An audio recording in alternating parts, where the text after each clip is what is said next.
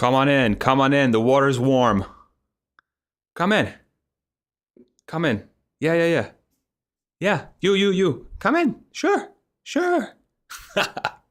Come on in. Let's talk. Let's have a discussion. Welcome, everybody. Who do we got? Can you guys hear me? Hello. Hello.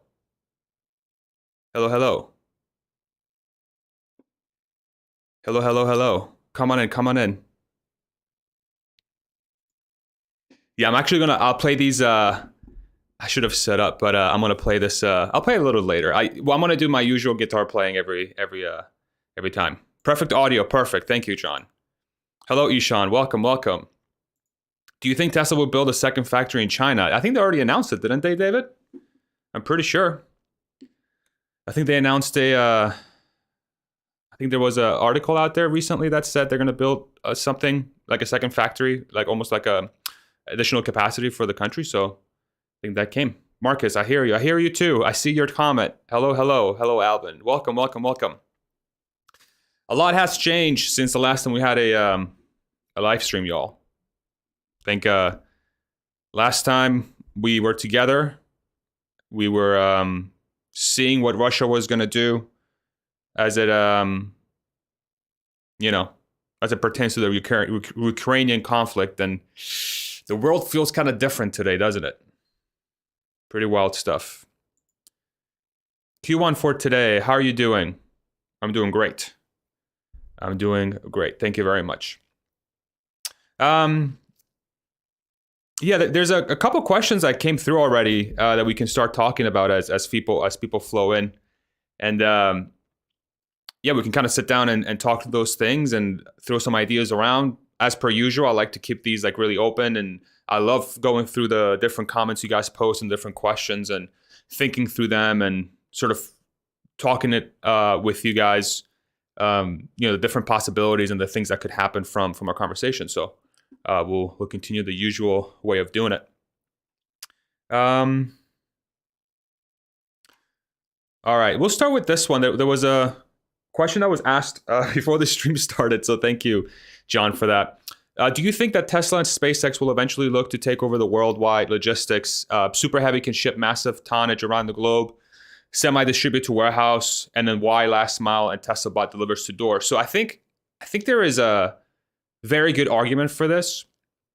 The only thing that would prevent Tesla and SpaceX from making this happen is cost.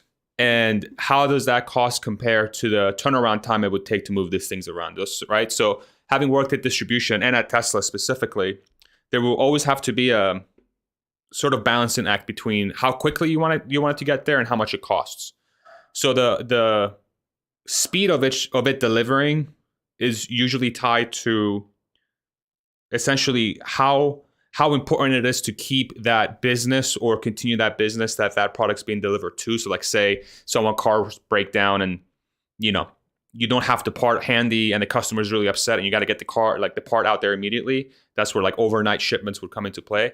And the really interesting thing about Super Heavy, and when you say Super Heavy, I'm assuming some sort of combination of Super Heavy and Starship, because I think Starship will probably be more economical, to be honest, is that piece of it will essentially replace like a plane, right? Like say FedEx or UPS plane that would be used for overnight shipments, say in the United States or even across continents.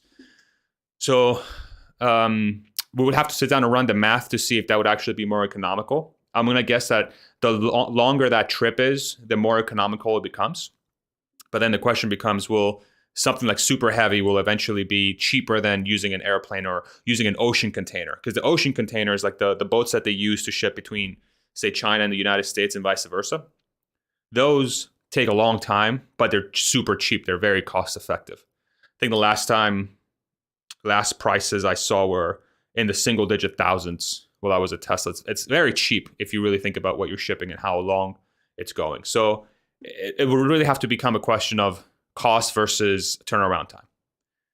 Semi and Y will definitely be cheaper from a logistics perspective if you want to ship the product, say from on like ground, right? Using the traditional road systems that we would use on Earth.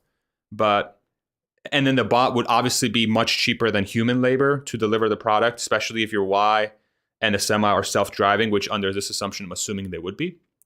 The biggest question becomes the SpaceX piece, and if that can economically replace the either boat, the ocean container shipment, or the plane. And yeah, so that's the one where we'll have to sit down and do the math. But you've given me an idea. If you don't mind, John, I might steal this idea for one of the videos. If you're not okay with that, let me know. But I think it really opens up a host of possibilities. It's just a matter of sitting down and working out the math. If the math works, then, or we can figure out what's the cost that Starship or Super Heavy have to be at for us to be able to do something like this, right? So great question. Very, very good question. And we'll have to sit down and think through it. So really good idea. Would you ride Starship for point-to-point Earth travel or to the moon? If so, when would you personally think it's safe? After 10, 100, or 1,000 successful flights? Yeah, I don't know. For me, I would love to ride it, especially like Earth-to-Earth travel to start. And then the moon, maybe when I'm older and I'm not too concerned about me dying. I don't know. I think for me, I don't know, man. Maybe after 100 flights. I think after 100 flights, I'd be comfortable. 1,000 flights, it's a lot of successful flights already. A 99% chance of survival looks pretty good to me. And I'm going to guess they probably won't open it up to human flight until they probably reach that 1,000 successful flight anyway. So, but yeah. Interesting question, huh? How long do you think it will take for Starship Earth to Earth to become viable, and thoughts on competition for SpaceX? Yeah, again, the first use cases they'll use Starship Earth to Earth will be the first. I think honestly, after they get the thing fully tested for, say, the moon mission, they'll probably start doing it to replace really long haul shipments that are extremely time sensitive. And so, like, say you want to ship something from one side of the world to the other. Right now, if you want to ship something from, say, the United States to China and you need it to get there like tomorrow, it costs so much money because you have to get it on a plane. And then that plane has to travel for basically 16 to 18 hours straight. And it needs to arrive to the other location. And the amount of fuel that it costs to run that plane is pretty expensive. So that's the only place that would make sense. And again, it's just a game of economics. So we have to sit down and figure it out. If I were to guess how long it would take, I mean, really the question becomes, how much more can you ship on Starship versus a plane for a similar level of fuel to an airplane so that your cost becomes cheaper?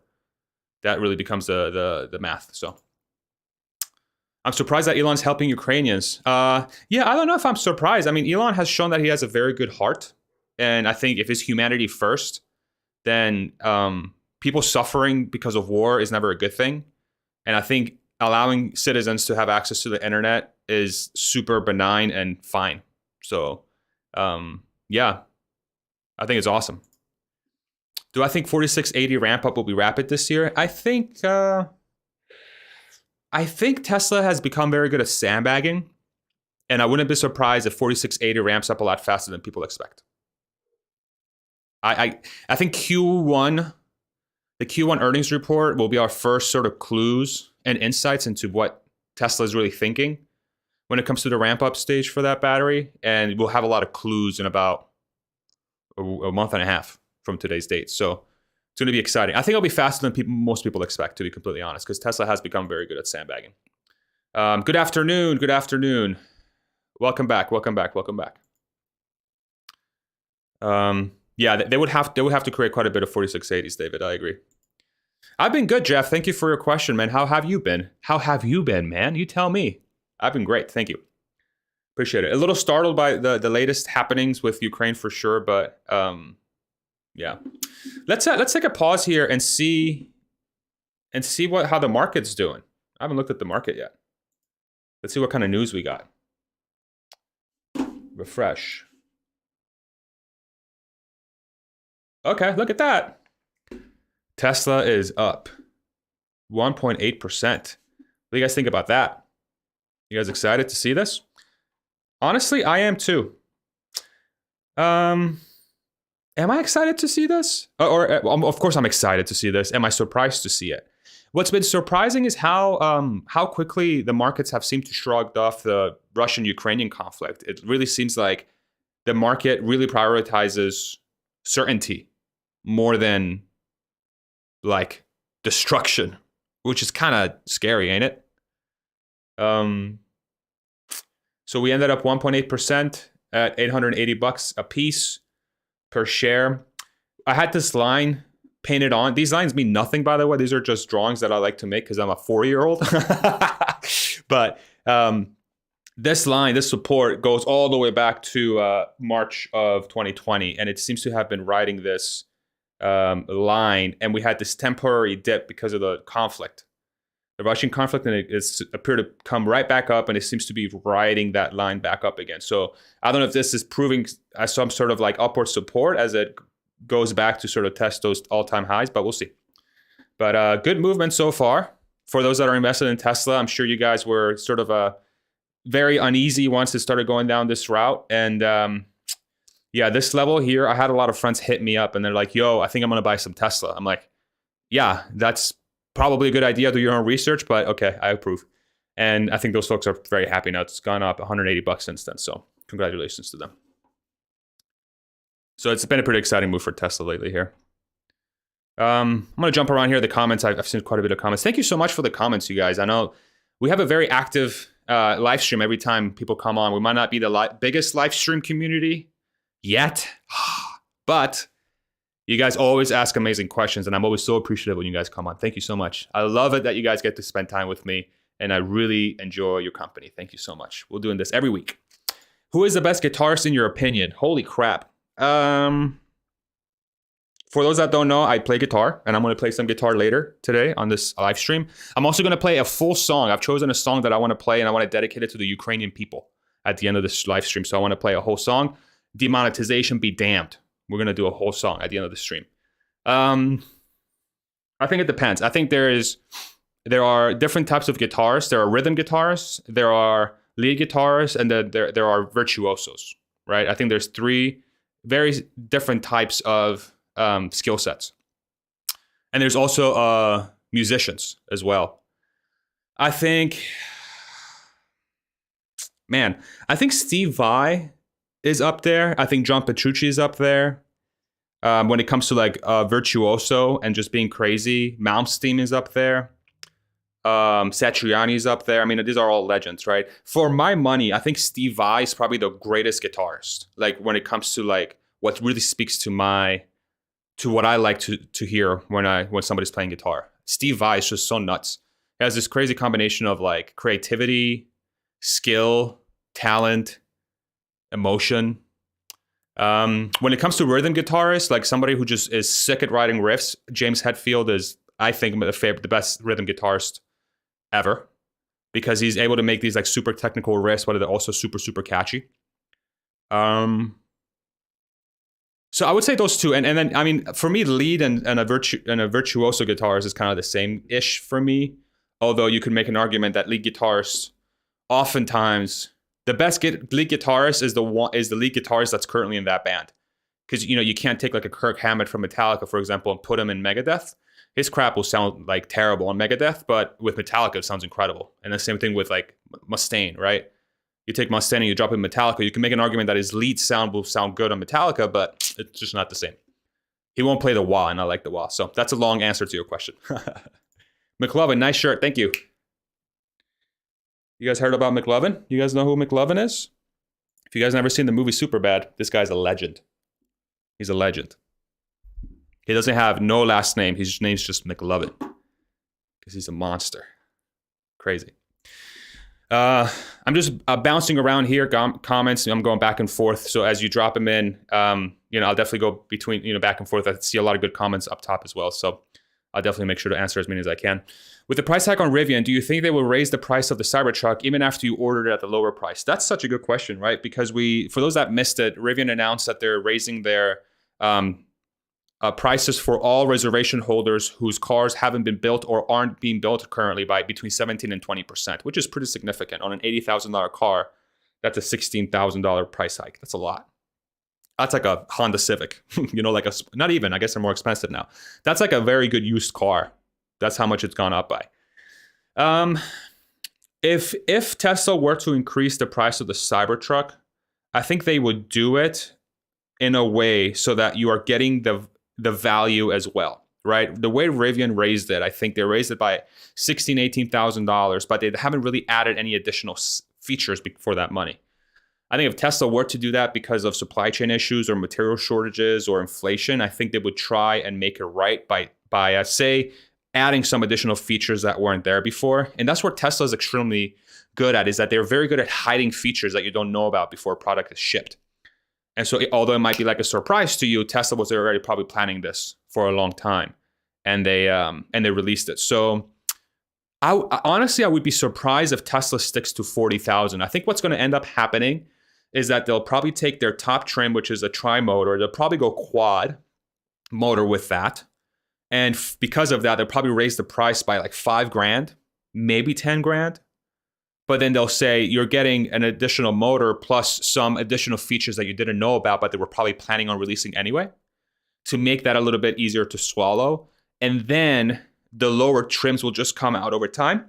and it's likely that the base trim will probably be like a $45,000 car, which if you compare that to like say a Rivian or something else, it could still be a very good deal. So we'll see. I would not be surprised if they stick to 40,000 for that base trim. I'm going to be very, very surprised.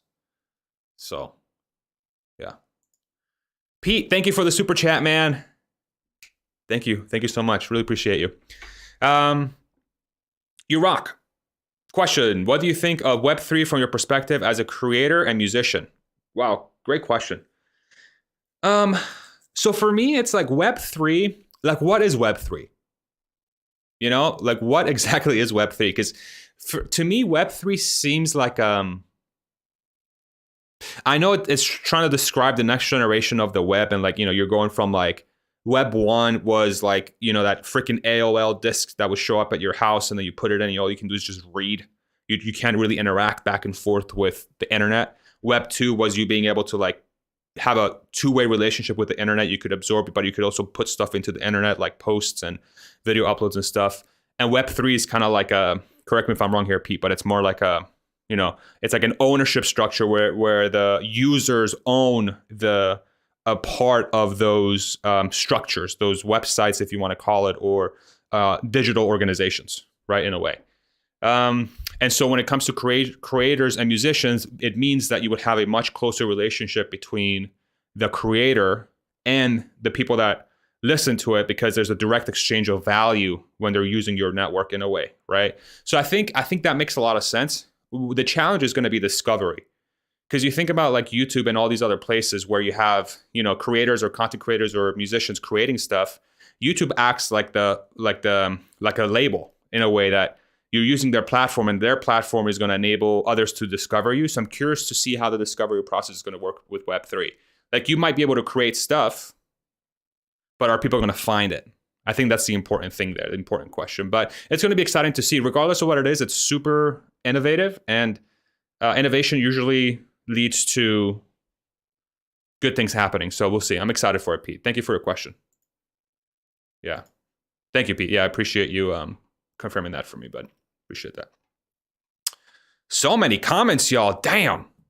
53 viewers, but you think there's like 1 million. You guys are awesome. Really appreciate you guys so much.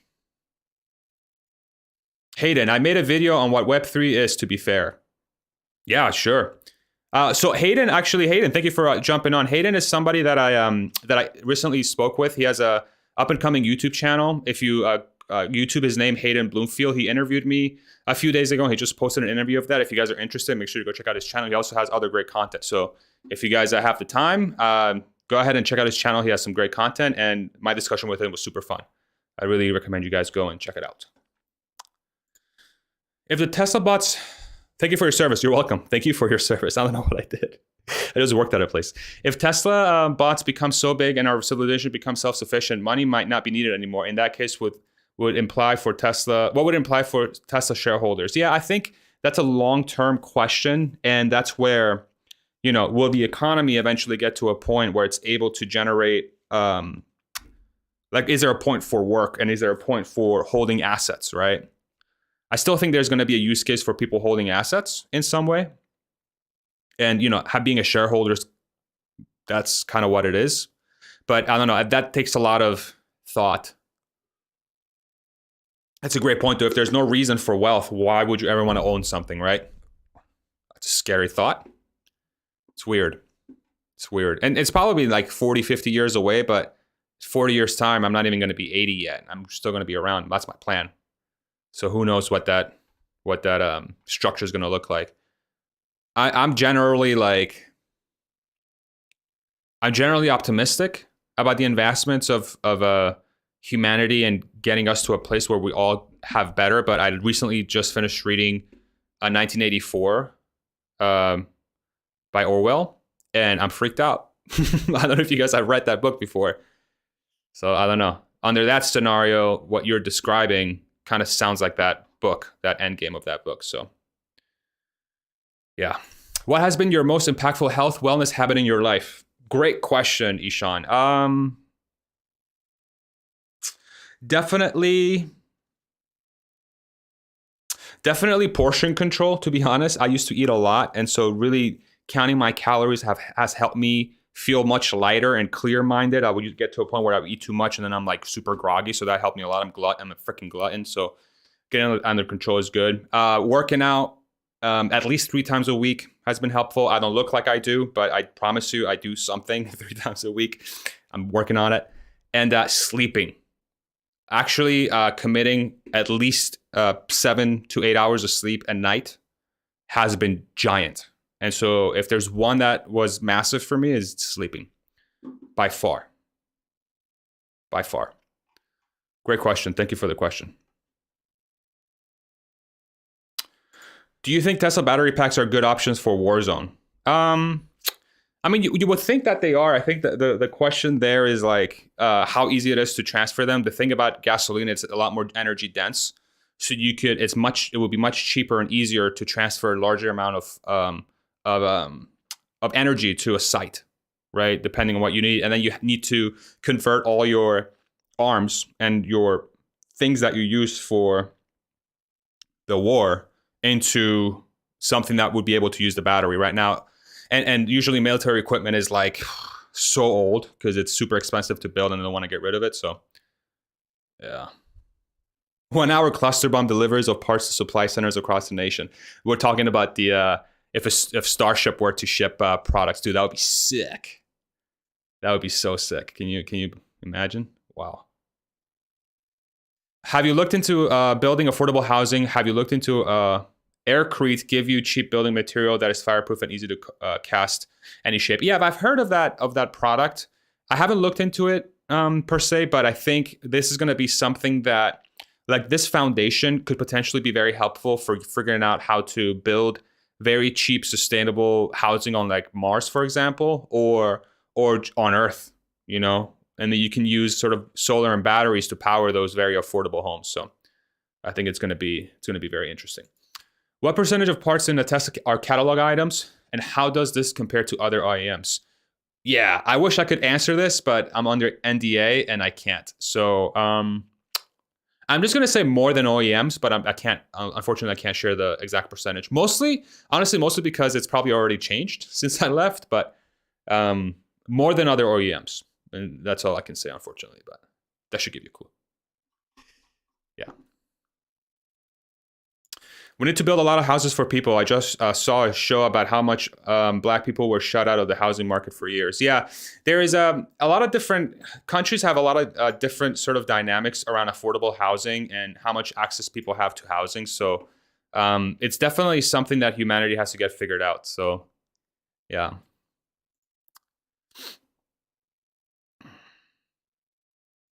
Farza, would you get a Neuralink chain and for what primary purpose? I would only get it if there is a legitimate improvement to my life that doesn't take me away from reality. Because reality has so much for us to explore. And if it's something that's going to take me away from reality, I'm probably not going to do it. So that's the big question for me. It all depends on how close or far away I want to be from reality. So yeah. Do you think other Chinese EV brands are a threat to Tesla?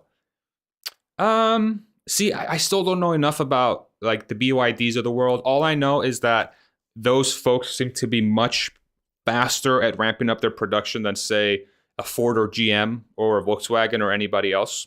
They seem to be ahead of the game. And because China and Chinese companies have such a close relationship, those companies tend to get a lot more support to reach their goals from their own government without being ignored. Mr. Biden. No, but all kidding aside, yeah, I don't know. That I think they'll be part of the pie. I don't know if they're a threat. I think the market's too big for them to be a threat. I think until say the market share, until EVs get to be like, say, at least 80% of market share of total cars built every year, I don't think anyone's a threat to anyone. The Chinese EV makers, Tesla, and whoever else is making EVs are competing against ICE vehicles. They're not competing against themselves. So I think it's the best way to think about it like that. The pie is going to continue to grow for the foreseeable future. What is the biggest mistake or missed opportunity that Tesla has made thus far? Damn, great question, Kim. Woo. The biggest mistake or missed opportunity.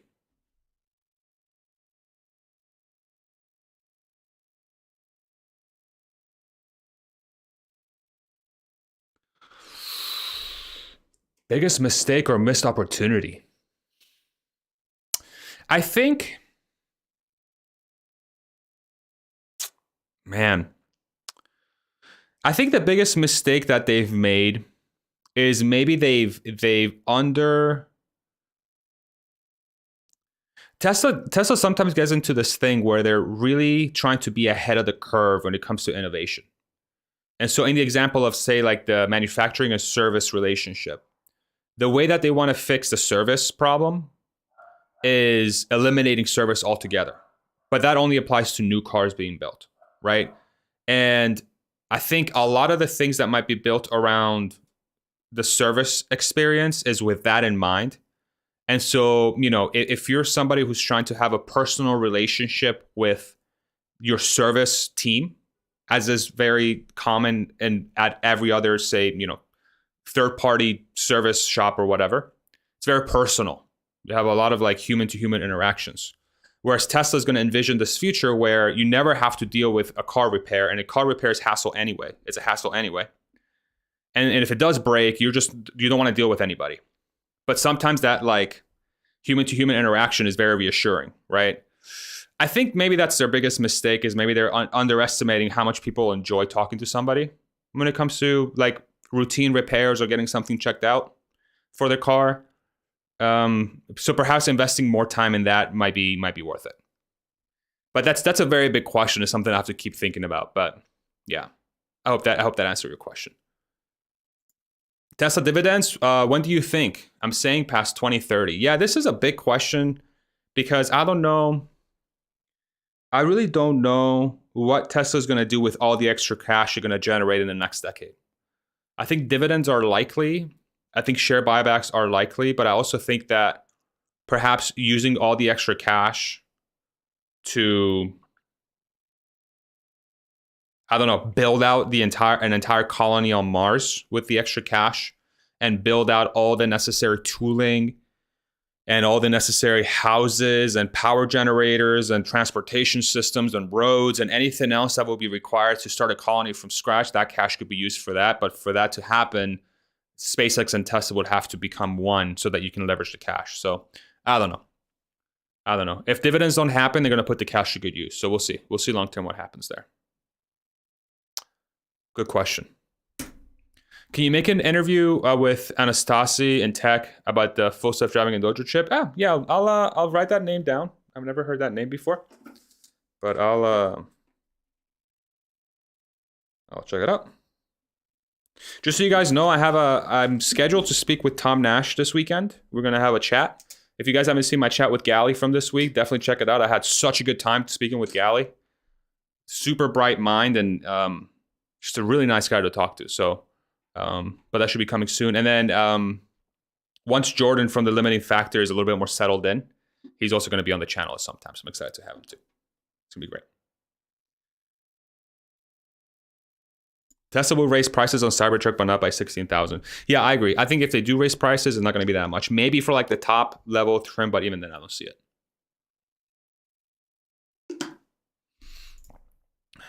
Do you have any advice for how to make the jump and pursue your passions? Maybe taking that first step? Dude, such a good question. Here's the deal. Last night, Raul, I was actually sitting down, not even saying, I was in bed trying to fall asleep. And I wrote down some things. So usually my ideas for videos come to me like right before I go to bed or like in the shower or something. I'm like, oh man, that's a great idea. And, or I think it's a great idea. And then I sit down and then I'm like, no, it's not. But anyway, I think what it comes down to is getting yourself in a situation where you feel comfortable taking risks. Okay. Because making the jump and following your passions is a risk because it could fail and it's scary, right? It's something that's very uncomfortable. So here's what I wrote down. I'm actually going to turn this into a video someday, probably in the next week or two, but I'll kind of give you the pointers that I have here. So, and it's titled How to Make Risky Investments, but this is sort of, how to make a risky thing happen, right? It's all about capitalizing on luck when it strikes, and you have to be prepared, right? So you have to build a base that makes you feel like you can take risks, making them feel you have to make them feel as if they don't feel risky, right? So what could be risky today, if you're in a situation in the future where you've sort of taken the steps to enable a platform, a foundation in your life so that things become less and less risky, you're already taking great steps to try those things, right? And you only really try something if you feel less afraid or like it's less of a risk to do it. And if you over time build that foundation, the risky things that might be risky today are no longer risky in about, say 2 to 3 years time or something. And if to do that, you have to have a great source of income that more than offsets your core living expenses, right? And then you also have to be comfortable changing your standard of living if failure occurs. You have to have complete conviction in your thesis and constantly looking to reinforce it or test it. And if you stand idly by without switching something up, your life will not change. So if you don't take those steps to take risks, nothing in your life is going to change, right? There's no incentive for it to change. Hence, you have to create the incentive and you need to set things in motion. So that's kind of what I wrote down for that. So really the idea here is how can you get yourself into a situation that your life, whatever you have going on in your life, is you have a source of income that's allowing you to at least live and to make you feel comfortable taking risks. Unless you have that sense of somewhat semi-security, you're not really going to be able to take risks comfortably. So it could even be like just having 3 meals a day. Like say you're able to live with somebody at little to no rent. The baseline for taking risk is so small. It really comes down to what kind of standard of living do you want to have when you take those risks? That's what it really comes down to. And that's only a decision you can make. Some people are okay sleeping in a sleeping bag in their mom's basement and eating rice and beans every single day for a year to pursue their passions. That's what it takes. Other people need a house and kids and a wife and $1 million in the bank to feel comfortable taking risks. You have to make the decision of what that baseline looks like. And then once that baseline's made, then at that point, your body will feel ready to take the risk because it doesn't necessarily feel like a risk anymore because your core necessities are fulfilled. Let me know if that helps. But that's sort of what I wrote down for myself. Thank you, Geek. Appreciate it, man. Thank you for becoming a Patreon supporter, man. I appreciate it. Thank you so much. I try so hard not to push the Patreon and the joining the channel stuff. I always put at the end of my videos because I really want you guys, if you want to join the channel, if you want to subscribe, join it or whatever, I want it to be organic. I want you to do it because you want to. I don't want to like coerce you into doing it. So I really appreciate you guys. Thank you so much. Every little bit just gives me additional reinforcement that I'm going down the right path. And if you guys are comfortable parting ways with a couple bucks to show me that you guys are finding value in this, great. And if not, that's fine too, man. You guys, this is just for everybody. And if you feel like you want to share a couple bucks, I mean, I'm more than appreciated. And thank you guys very much. Thank you, Greek. Thank you. We appreciate it, man. Just finished watching the thing with Gally. He is almost a cartoon character in real life. So joyful. He's just a great guy, man. He's somebody who's obviously young and and who's found a lot of success at a young age, and he seems to be very confident in his ability to make good decisions. More power to him. I think that's a lot of people wish that, and the fact that he's so passionate and joyful through that journey is a beautiful thing to watch. And yeah, that's one of my favorite things about him too. He's just great. Yeah, I'm excited for the Tom Nash discussion too. Tom really comes across as a very down-to-earth guy who has a lot of wise opinions, and the fact that he has close ties to the Russian-Ukrainian conflict, I think, adds a different layer to the discussion that I'm really curious to pick his brain about. I think that's going to be something that I'm very much looking forward to. And he's just a nice guy, right? I just like talking to nice guys and nice girls, obviously. Love your decorated room, Farzad, on this side of the camera. I should ask, hey, Farzad, what can I get you? Beer, peanuts, water? I feel like a bartender on the other side of the saloon. Haha, thanks, man. Yeah, it's I like the way it's coming together. I just like that I'm standing, I don't know if you can see my knees. Can you see my knees? I'm like the least flexible person in the world. I don't even think you can see my knees. Whatever. Nobody wants to see my knees. Let's see what else we got, y'all. Good day, budget. Welcome. What do you think about the news from Ford? So the news from Ford, there were two sets of news. One last week said that Jim Farley came out and said that Ford is behind Tesla from both a technological standpoint and a cost standpoint. And then I think this morning, if I'm not wrong, they announced that they're going to break out their EV division from the rest of the business. And the ICE business is going to be called Ford Blue. And then the EV business is going to be called Ford Model E. Those bastards, they stole it. Ford Model E. And then I sent a tweet today. I said, Ford may have, because Elon said, back when they called it the Model 3, they were trying to call it the Model E. But then Ford's like, if you do that, we're going to sue you. And they're like, oh, Ford tried to kill sex, SEX, sex. And of course, now we find out why, because they're using the name to label their electric subdivision. And then I tweeted and I said, Ford may have killed sex, but they may have saved themselves in the process, because this is the move that they have to make for them to be successful. So I think it's a great thing for Ford. Execution is going to be a completely different story. And the one thing that's becoming really clear the farther we go into the game, which we all already knew about as a Tesla community in a sense, is that it's extremely hard to make EVs cost effectively, especially if you're a legacy automaker, because you have to completely revamp and restructure your company to do that. With Rivian announcing a price increase, Ford saying that they're behind, Lucid slashing their production estimates by half for the year. Yeah, so I'm curious to see where it goes in the future, but I think Ford made the right call by doing that, and I applaud them for it. Welcome, Buck. Welcome back. Buck has a cool little symbol next to his name, which shows that he's joined the channel. Thank you, Buck, and he likes my shirt as always. Thank you, man. Appreciate it. Welcome in. Welcome in. Greetings, Cindy Moon. Greetings. I see you on the streams all the time. I appreciate you stopping by. Tom is authentic like you. Thank you, man. That's always my priority. I just want to be myself, man. I don't want to be some random guy in front of a camera that's trying to be somebody else. This is me. You have all of me right here. The advice you just gave on taking risks was awesome, and it's true. I feel it. Thank you, Julio. I appreciate that, man. When will Cybertruck start production? I mean, they got it to 2023, but I don't know. Tesla likes to sandbag lately, so we'll see. Could be earlier. Galley's scheming sessions are pretty good, especially the Vault one. Yeah, I got to check out his scheming sessions. Do I have a Cybertruck on order? I do. I have the tri-motor on order. I ordered it the day after they revealed it, because as soon as they revealed it, I'm like, what the is that? And then the next day, I'm like, I don't care. I'm going to get one anyway. And then over time, I'm like, hell yeah, I'm so excited. So we'll see. We'll see when it comes. Do you think Tesla is waiting for solar costs to come down further before taking it seriously, or is it all hinging on the success of the solar roof? Thanks. Yeah, Adam, I think it's more a question of 69 watching now. I just saw that. Yeah. We did it, guys. 69 people watching. No one leave. Everyone stay. And we're going to... Oh, it's 70 now. Damn it. Oh, we're so close. All right, 3 people leave. I'm just kidding. Damn it. Maybe we should do like a joke stream one of these days where we just cap it at 69 and then we just keep it at 69 forever. What do you guys think about that? And then once we get more popular, we'll cap it at 420.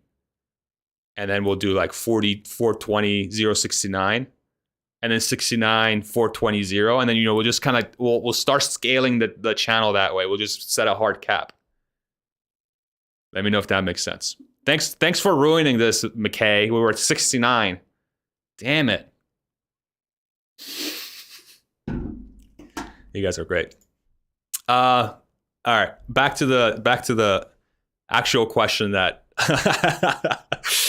I mean, the 69 thing is pretty up there too. But anyway, do you think Tesla's waiting for solar costs to come down further before taking it seriously, or is it all hinging on the success of the solar roof? Thanks. Yeah, I don't really think it's a function of waiting for the price to come down. I think it's a function of the battery supply being so overwhelmingly needed for their vehicle part of the business. And then once they have a surplus of batteries, so the right amount of batteries for the business, you'll start to see the cost of solar come down automatically because they'll be able to scale battery production further and reduce the cost over time. So it's more a function of supply than pricing. So as the supply of batteries increase to the solar part of the business, you will see not only the price come down, but it'll actually become a lot more available. So that's my guess. We'll see. All right. Now we have to get more people to join until we get to 420. So can everybody recruit at least like 3 people? Then we'll get to 420 and then we'll cap it again. And then we'll make fun of the person that comes in and ruins it. But I feel like that might be a harder thing to do. But it's okay. It's okay to be small. It's okay to be small. Heard anything on the Gigafest invite? Not yet. We're back to 69. Heard anything on the Gigafest invite? No, not yet. We do live in Austin, and I'm curious to see if we're getting an invite or not. But we'll see where it goes. It's going to be exciting. Will dealerships and power companies and other lobbies throw enough wrenches to significantly slow Tesla's progress? I don't know. I think it's become more and more obvious that siding with Elon is a smart thing to do from a political standpoint, even. Especially with like the shipment that he made to, I don't know if any of you guys saw the State of the Union address yesterday with, if you're not from the United States, every year, the president of the United States goes and gives a speech to the American people, and he talks about the State of the Union, like how are we doing? What are the things that we're doing? And the first 10 or so minutes of that State of the Union was focused very heavily on the Ukraine stuff. And, the stuff that's going on with the horrible thing that's happening in Ukraine and Russia. So what's been interesting lately is I think it's becoming more obvious just how it's smart to side with Elon from a political sense, because the one thing that Elon did was ship a bunch of Starlink terminals to Ukraine, which makes him as somebody that could be somebody good if you're a political figure to associate yourself with. And usually these politicians, it's a game of celebrity, right? Unfortunately. So I think it's going to be interesting to see how that goes over time. I think it will get better. I think Tesla's like stonewalling from that sense is going to become much less staunch. I think the biggest problems that Tesla will face near to medium term is just going to be their ability to just scale as quickly as humanly possible.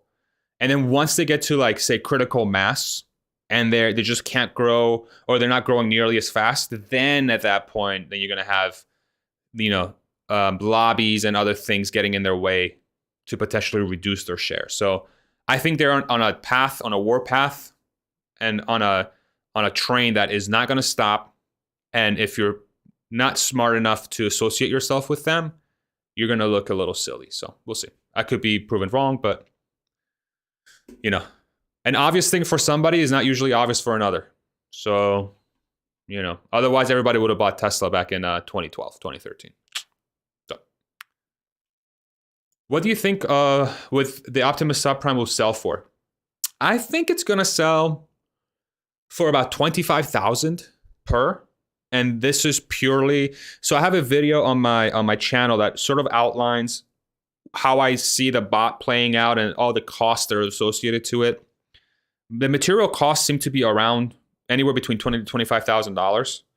And I could see Tesla selling it for a loss or break even, and then making all the money on the software that they'll provide with the bot. So who knows? We'll see. But it's just a pure guess. Waiting for the guitar riffs soon. In case you missed it earlier, we're gonna play the guess the riff game at the end, and I'm also gonna dedicate a song to the Ukrainian people at the end. We're gonna play a full song by my favorite band. It's gonna be dedicated to the Ukrainian people, and I don't care if I get demonetized. Honestly, none of this is for the money, but yeah, I just figure it'd be a cool thing to do, you know, and give you guys a little bit of entertainment at the end there, and also sort of give them a little bit of a push from whatever I can do from my end to hype them up. Can you ask Dave Lee to plug Elon Galley's idea of Tesla having to acquire Neuralink? That would be awesome. Yeah, I wish. Yeah, I think Dave watches a lot of our videos, and I'm sure he's already thought about it. It would be a great idea. I think Dave will arrive, if he hasn't seen our stuff yet. I think over time he'll arrive to that conclusion anyway, if it makes sense, right? I think Elon is going to do things that just are logical, and if he thinks this is a logical step to do, then he'll do it. And I'm sure Dave will be on that same train as well. So, McKay, you overthrew us. Damn it, McKay. Just kidding. It's all good. Do you think Cybertruck value will increase after they are shipped? I could see early reservation holders flipping theirs to someone who might be 18 months down the list, possibly. I don't know. I'm sure. I mean, it's all supply and demand question, right? I think a lot of people really value having something earlier than other people, and absolutely safe for the first.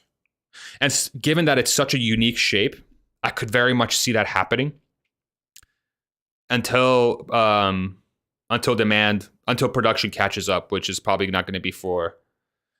I mean, think about how long the Model Y has been out, and they're still supply constrained, even the Model 3 to an extent. So it could be years until that's the case. So I don't know. We'll see. I think they're aiming for $10,000 for subprime. Yeah, that would be, if that's the case, that would be ridiculous. If there's any sort of links you have to share that, please do, because that would be. And actually, I don't know if the links are going to. I think if you post a link on this chat, it might block it. Just DM me or send it to me. Just tag me on Twitter at Farzyness, FARZYNESS. See, this is where I suck as a streamer. I don't have my freaking handle anywhere on my screen. How do you know what my Twitter handle is if I don't have it on my screen? I'm so bad. I'll figure it out. It's easy enough to put there. Hey, Farzan, any plans to interview former Tesla workmates, colleagues? Yeah, actually, I do have a list of folks that I'm going to be talking to soon. Some of these folks, what I really want to do is make sure I get people on that I've had close relationships with, that I have worked closely with. I do have a conversation with Joe Justice from earlier on my YouTube video, or on my YouTube channel, and he worked at Tesla for a little bit, so that was a very interesting discussion. But yeah, there's a couple people that I have slated to come on. Some of them have worked at Tesla. Some of them are working at Tesla currently, and whenever they decide to move on, that's when they'll come on. But yeah, at some point, it's going to be very exciting. I've talked about my friend Greg before, my really close friend Greg, who's still at Tesla, who's been there over 8 years now, and him and I have grown extremely close, and we built some insane things together at Tesla, and we have some crazy stories. And whenever he decides to move on, we're probably going to do like a super podcast, like 3+ hours long. And we're just going to sit down and have a few drinks and talk about all the great things that happened there. That I'm looking forward to that discussion really, really very much. And it's just a question of when he's going to leave, which might be never. Who knows? He freaking loves it there. So we'll see.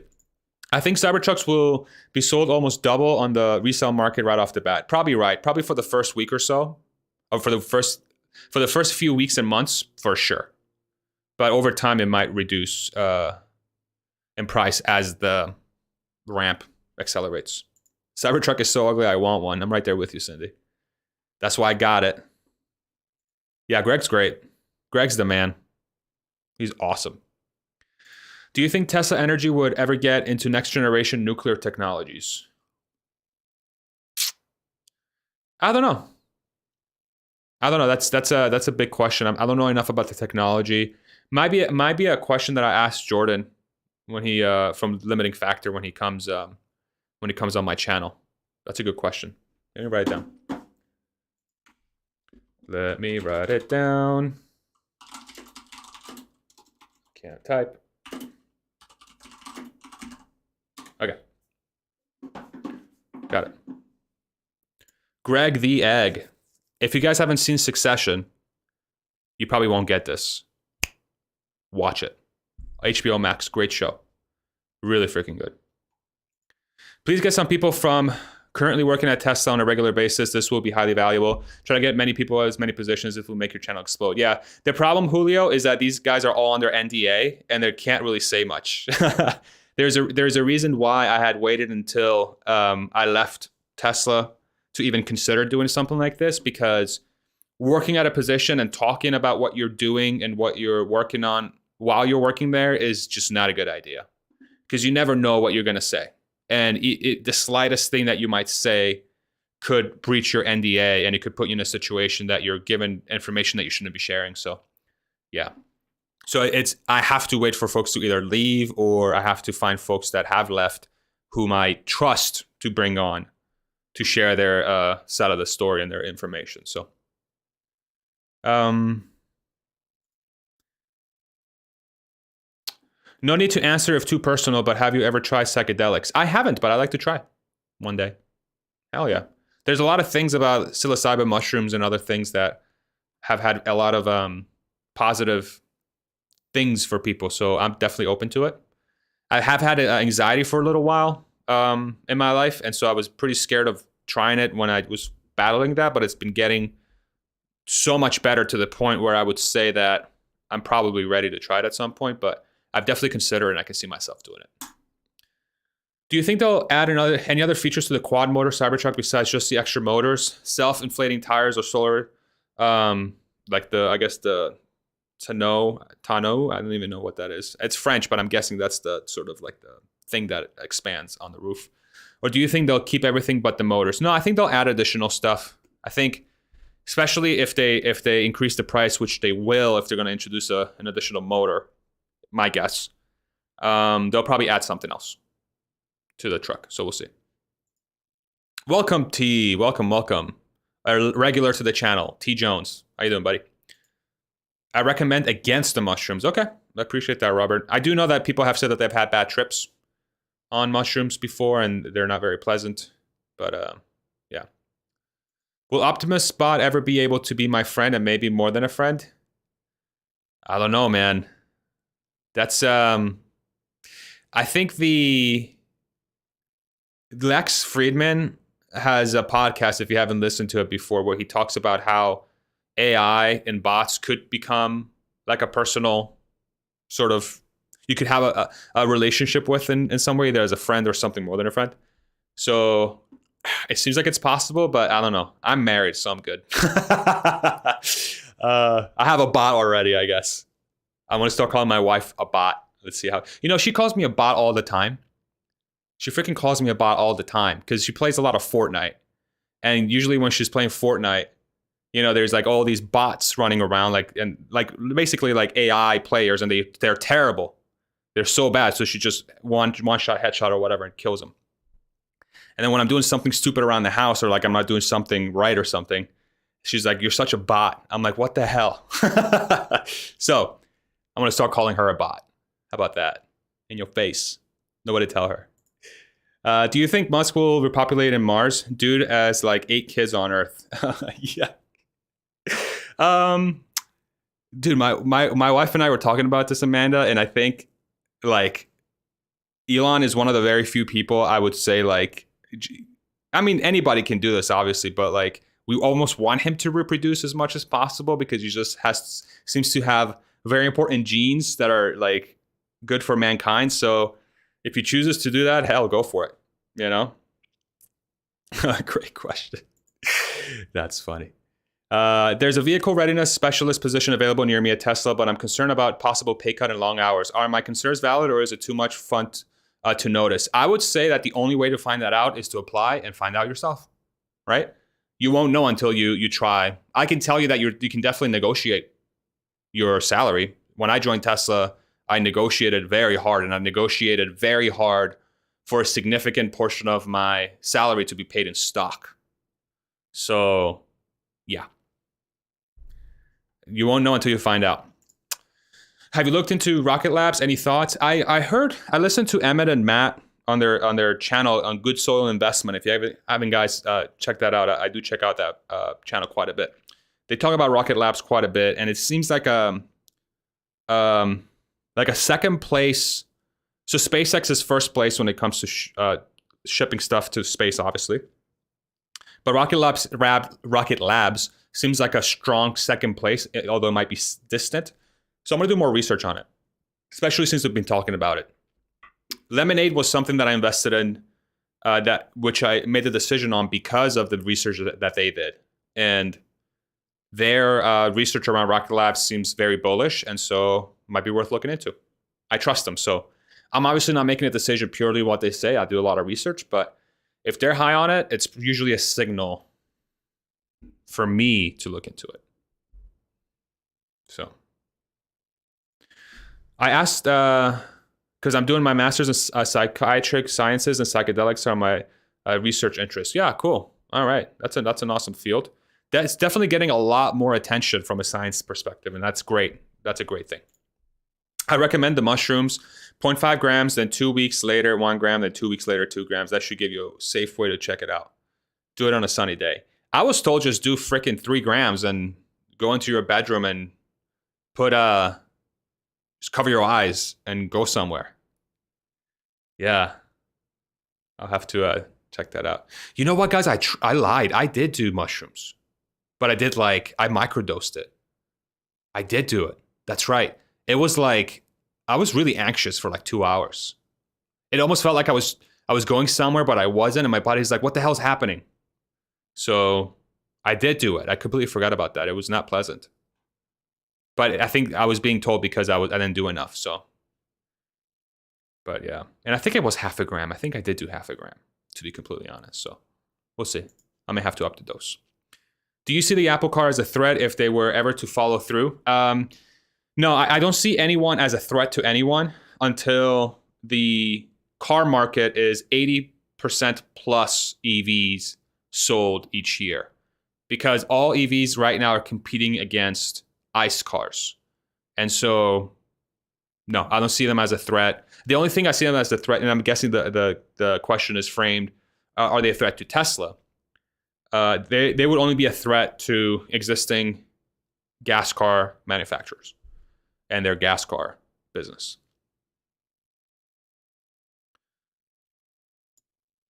Will Tesla factory site become the new headquarters for all Musk companies and be a campus type vibe with housing? Would you consider working there again for the right role? Yeah, I think one second, guys, I'm gonna take a drink here.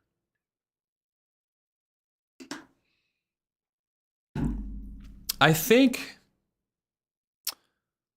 think it makes sense for Tesla to make Giga Texas, like the 3,100 acres that he's purchased, into some sort of Musk enterprise headquarters.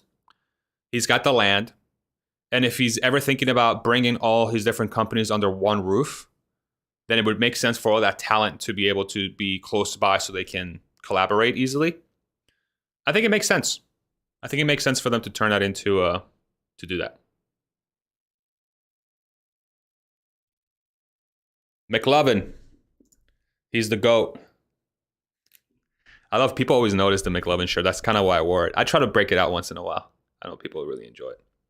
Oh, and then the other question was, would you consider working there again for the right role? Yeah, this is something that I get asked quite a bit. For me, the way I've been answering this question as of late is, if I had no other choice and I have to go back to work for whatever reason, the only company I would work for is Tesla. Otherwise, I'm not working for anybody. I mean, I think having the freedom to do exactly what I want to do and figuring out what my role in this world is much more important to me than going back to Tesla, even though Tesla was incredible. And Gally and I actually talked about this a little bit in our conversation.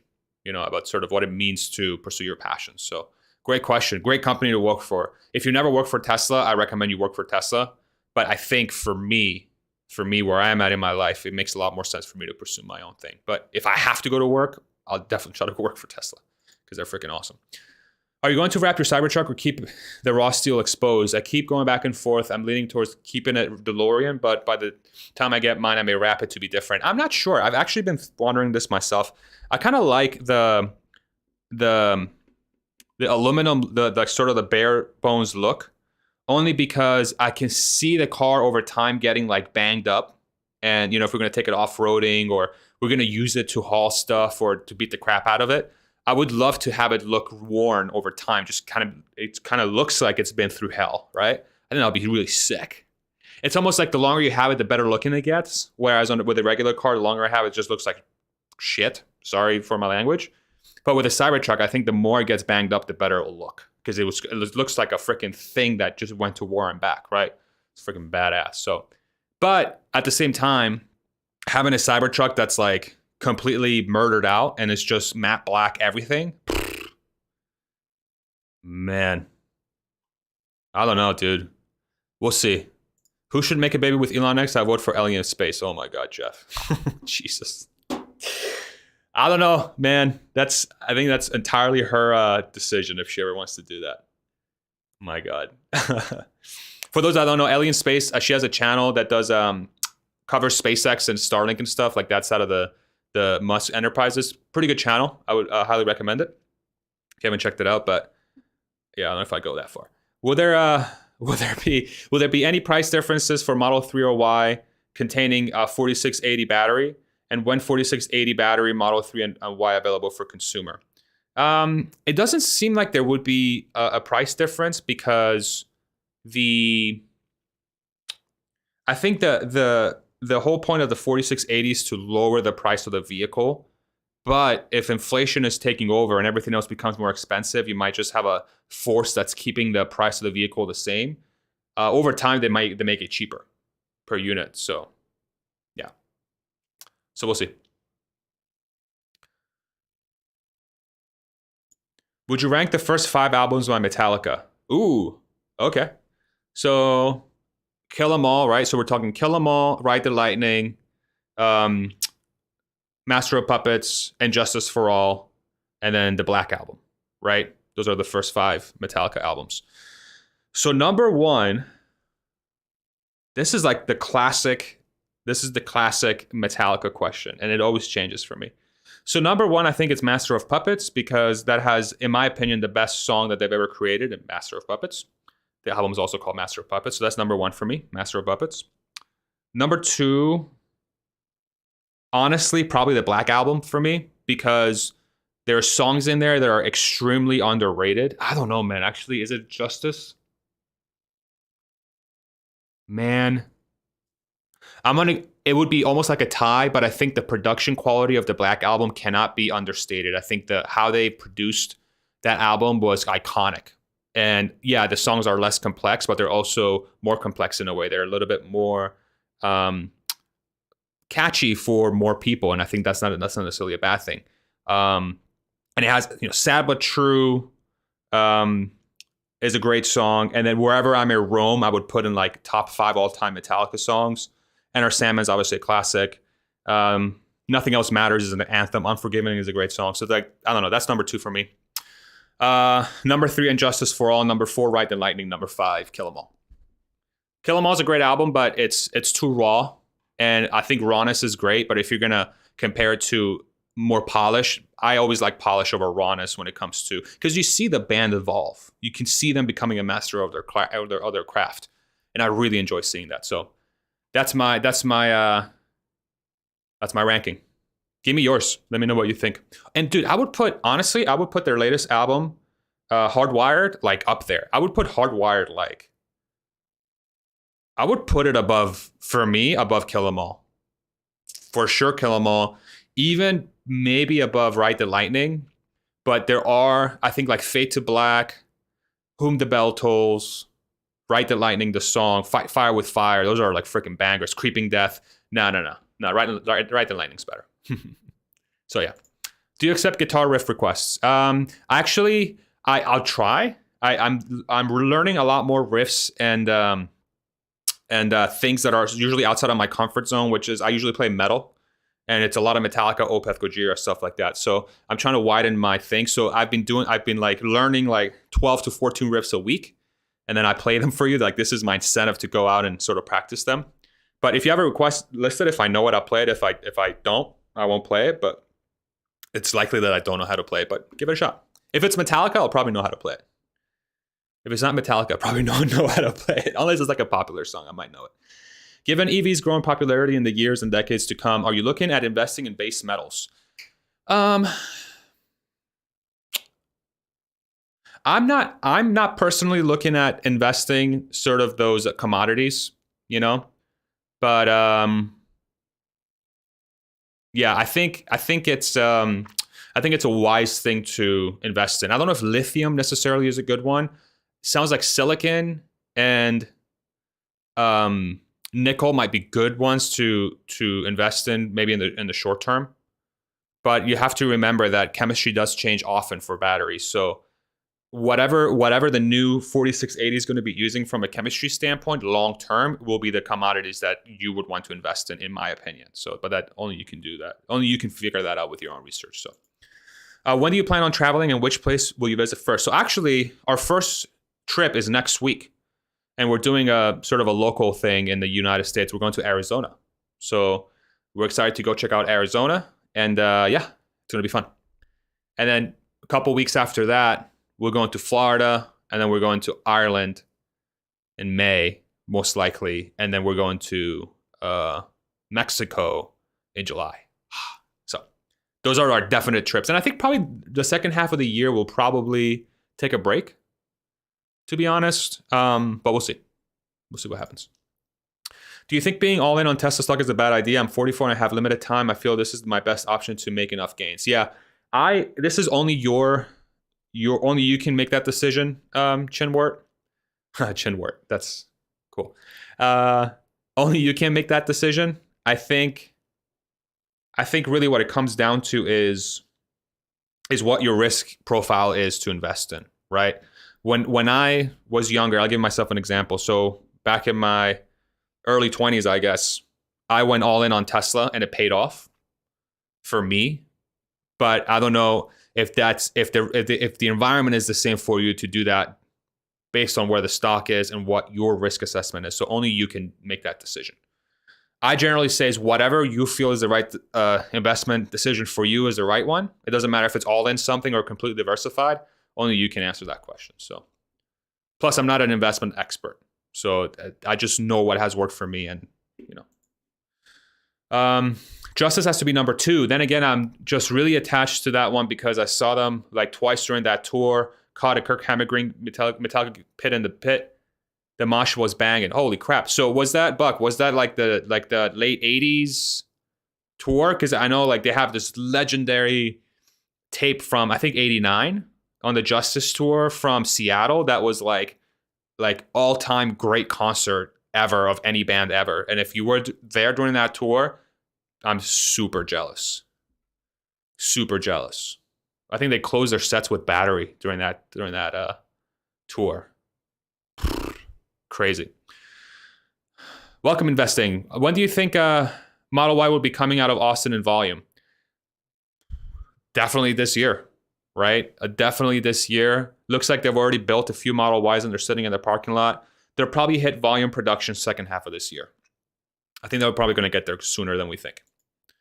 Stairway to Heaven. I do know how to play. I used to know how to play Stairway to Heaven. Maybe I'll give it a shot when I put the guitar on, but I can't promise anything. I'll see if I remember how to play it. I like Kill 'Em All a lot, even though it's raw, but I like your list too. Black Album was the album that introduced me. Yeah, for me, the album that introduced me to Metallica was Master of Puppets. But yeah, Black Album's dope. It's so good. I think a lot of like purists, metal purists are like, sell out, blah, blah, blah. Man, there's so many good songs on Black Album. My Friend of Misery is freaking incredible.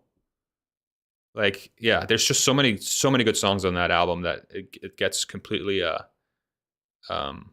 ignored. And then what's the last song on the album too? What is it called? I don't know how the riff goes. Da, da, da, da, da, da, da, da, da, da, da, da,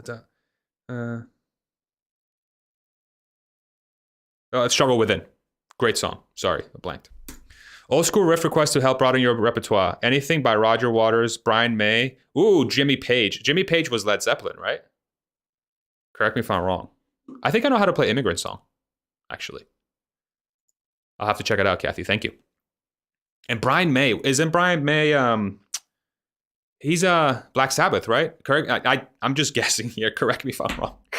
Yeah, I think Jimmy Page is Led Zeppelin. And I think Brian May is Black Sabbath, but I could be completely wrong. Do you replicate any of the immense of Good Soil? What do you think of Roblox, for example? Yeah, Lemonade is one that I did because of them. But yeah, Roblox, I haven't done enough research. Rocket Labs is another one that they're high on. I haven't done a lot of research. Yeah. But I like their research. I really do like I just trust Emmett and Matt. I think they're both great at what they do. And they're not very well known, but that doesn't mean that they're not great at what they do. Brian May's Queen. Thank you. That's, yeah, sorry. Sorry to those that are Queen or Black Sabbath fans. I'm sorry. Have you ever thought of shorting oil companies? Evil thoughts. Have you ever thought of shorting oil companies when their definite decline will become obvious? I don't know. I think for me, it's like I have a really hard time shorting companies or things because I'm just generally a optimistic person. I don't know. I typically see the good or the upside of things. I'm not as good at seeing the downside in things. And even when I'm confident there is a downside to a thing, I never have enough confidence to bet against it. It just feels wrong. It feels wrong to be incentivized for something to get worse or become less valuable. I don't know. Like I might agree with it becoming less valuable. It just from like a personal perspective, I just hate that feeling. Like I don't want to sit there and be like, yeah, oil freaking go down, or like GM, you suck, go down in value. Yeah, Mary Barra is not running the company well, but the last thing I want for them is to fail or to get to a point where I make a lot of money. I don't know. I just hate that dynamic. So, but yeah, but I'm sure there's a good opportunity to make money on it, right? But personally, for me, I'm not a big person into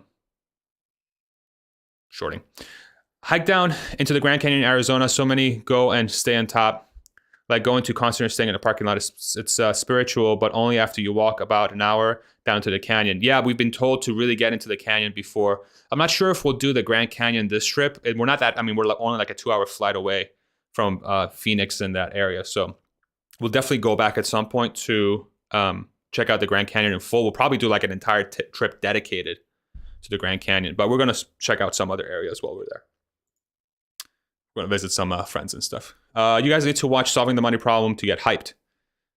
Yeah, Solving the Money Problem is a great channel. I had Stephen Mark Ryan on my channel not too long ago. If you haven't watched it yet, talked to him. I had a great conversation with him. Really thoughtful, intelligent guy. Just a great guy. I'm 50 and I'm all in on Tesla. There you go. T. Jones got that confidence, baby. What's up, Diggs? Welcome back, my friend. I got here way too late again, but boom, Farzin is talking about mushrooms. I like, wait, what? I do think it would be help several veterans with PTSD, people with anxiety and depression. Yeah, there's a lot of data around its how it helps people with mental struggles, right? I think there's a lot of value in it for a lot of people. Yeah, I'm definitely not against it. I think if it helps people, great. Would you rather have the power of invisibility or the power to read minds? Oh. See, I think reading minds is way too like, it's kind of like an invasion of privacy to me. And I would hate for other people to be able to read my mind. So I'm going to go with invisibility. I don't even know if I want to be invisible. Well, I mean, certain times, if somebody's trying to like hunt you down and shit, it's probably a good idea to be invisible. But yeah, invisibility. Reading minds seems too invasive to me. Because I wouldn't, like, I always ask myself, would I want someone else to be able to do that to me? And if the answer is no, then it's no for me. It's a no for me, dog, as the meme goes. When do you think 4680s will be put in the Model 3, if at all? Yeah, probably next year. I think they're going to have to completely redo the, once they bore it out with the Model Y and they have a proof of concept built, it probably makes sense to shift it over to the Model 3. Yeah. Probably once they're done supplying Hertz with their 100,000 cars, if I were to guess. Probably the 92 I saw, maybe 89. They had a big-ass Lady Justice statue. Yep, on stage, Newstead's headbang. It was incredible. Yeah, that was probably the 89-90 tour. Yeah. How about interviewing a reputable roboticist to discuss what potential challenges Tesla may come across? Thanks for taking the time to answer all our questions. Absolutely, Sion. I'm sorry if I mispronounced your name. Yeah, I would love to. I think for me, what I need to do is continue growing my channel so that I can get a little bit more reputation, more, people take me a little bit more seriously. I've been very lucky to get the guests that I have, and they've been super generous and gracious with their time. But if I want to really start delving into that side of the business, I think I need to start building a little bit of a reputation. And so all the work that I'm doing is to try and do that so I can continue talking to those very smart people. Like, I would love to have freaking Lex Friedman on, right? That would be a perfect person to have on to talk about this stuff. But there are many others as well that I could talk to. Maybe I'll try to find somebody in the... I live close... I'm in Austin, Texas, and I'm close to UT, so not a bad idea for me maybe on campus and try to find maybe like a PhD candidate. That might be a good idea. Thank you for the idea. Great idea. I'm gonna go find that out. Let me write it down. That's actually a really good freaking idea.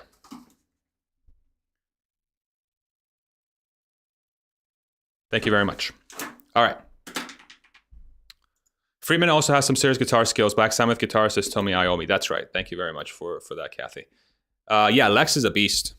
Lex, I remember him. He did a cover of the Joe Rogan podcast theme song on his guitar, and he also played something in his car as well while he was driving around. He's a good guitar player. He's a very good guitar player. He's also a black belt in jiu-jitsu, I think. That dude's a monster. His interview with Mark Zuckerberg, I haven't watched the whole thing, but the way he started it, so I had to get my wife's attention as soon as I saw it. He had Mark Zuckerberg on, and he started the video by saying, he took a piece of paper. He hands him the piece of paper, and he's like, can you please circle the traffic lights, please? To like verify that Mark's not a robot. And Mark's just like with a big old shit-eating grin on his face. It's so funny. I think it made Mark a little bit more human and really showed Lex's humor. So funny, dude. You guys should check it out. Shorts can have unlimited downside, right? Yes. So shorts lose money. Shorts make money by the price going down, and the price can't go below 0, right? So if you start at 100 and you go down to 50, you make 50%. If you go down to 0, you make 100%. But like, it can't go below 0. It's literally impossible. You can't have a negative value to a stock. It's 0. But it could go from 100 to 1,000. It could go from 100 to 10,000. And so your losses can be significantly larger when you short versus your wins. So that's another reason why I don't short. It's because like risk reward seems nuts. So not in your favor. But Rogers Waters is Pink Floyd. Okay, Pink Floyd's another classic big time band. Invest in who you believe in. Sell if you made a mistake in. Yeah, I agree. I think a lot of people, it's hard for people to cut their losses early. And that's one lesson I've had to learn over time is like, just because you've lost a lot of money doesn't mean that you should still have your money in there. You can move it to something else that can grow your money, right? Don't just stick with something that's going to continue losing your money. Hey, just about to fly my drone over Austin. Hell yeah, Brian, go get him. Go find something. If you're going to Giga Texas, yeah, let's see if they've built more Model Ys. I love when the crew on YouTube goes out and does their. I just love how close knit the Tesla community is, man. Even if we have multiple channels doing drone coverage, they're all different and they all bring different sets of values. It's great. So awesome. Is it possible for other companies to make their own version of Octovalve? Do you think any are trying? Yeah, I think Octovalve is going to require. I mean, it's engineering. It's really high level engineering. But the thing is, all these car companies don't really have engineers. What they have is, I mean, they do have engineers, but mostly they're just working with other companies, and then they design the things. And then, like Ford, for example, is just responsible for putting them all together and then pushing out a car. So I don't know. Octovalve would only be made, in my opinion, by a third-party supplier who specializes in valves. So are they incentivized to make an Octovalve that's standard for as many customers as possible? I don't know. That's really the conundrum with these legacy companies, is that the innovation has to start with the third-party supplier, because the third-party supplier, the manufacturer is dependent on the third-party supplier for them to be successful. And if the third-party supplier is not incentivized to be innovative with their products, then they're not going to do it, right? So have you ever been to the UK? Would you go? I would love to go to the UK. We stopped at Heathrow back in 2014 when we were traveling to Ireland. So we didn't really get to explore anything in London. But I would love to go to the UK, visit England, Scotland, Wales, those places. We're actually going to Ireland. I think that's why you asked this question. But we're going to Ireland later this year, and I would love to check out the UK as well at some point. I hear great things about London. Hopefully we go there when it's not super rainy, but I don't really mind the rain too much. Are you sticking to your long-term Tesla price targets for now, or do you feel like you will revise them in the near future? Yeah, I'm constantly revising my prices. Every time a quarterly report is out, I try to go in and figure out, do I have to revise it in any way? And sometimes I make very small changes, or I make notes about things that I could change in the next quarter if a trend starts to appear. And so I'm really excited to see the quarter one earnings report, because it's going to really it's going to give us a lot of clues about how Tesla is progressing with the ramp. And even though China has a holiday in February, I think March is going to be surprising out of that region. And I think there might be other surprises, but I have to sit down and really work it through. And there's a video I've been wanting to make for a little bit about how Tesla has become particularly good at sandbagging numbers. And I think for the rest of the year, we might see a lot of upside surprises. So we'll see. The robot making the other robot pass a CAPTCHA before you would start the interview. Yeah, that Lex Friedman thing was hilarious, dude. What's your favorite sport? Did you watch Formula One last season? And do you think it was bad for the sport how it ended? Great question. Yeah, I actually got into F1 towards the second half of the last season. I have a couple friends one of them is super into F1. Greg, my buddy from Tesla, also really likes F1, but I got into it through my other friend. And they're actually going to come down for the F1 race in Austin this year. They're going to come down for the Circuit of the America race. So I'm super excited to have them at my house. We're going to go check it out. We're going to have some really good time there.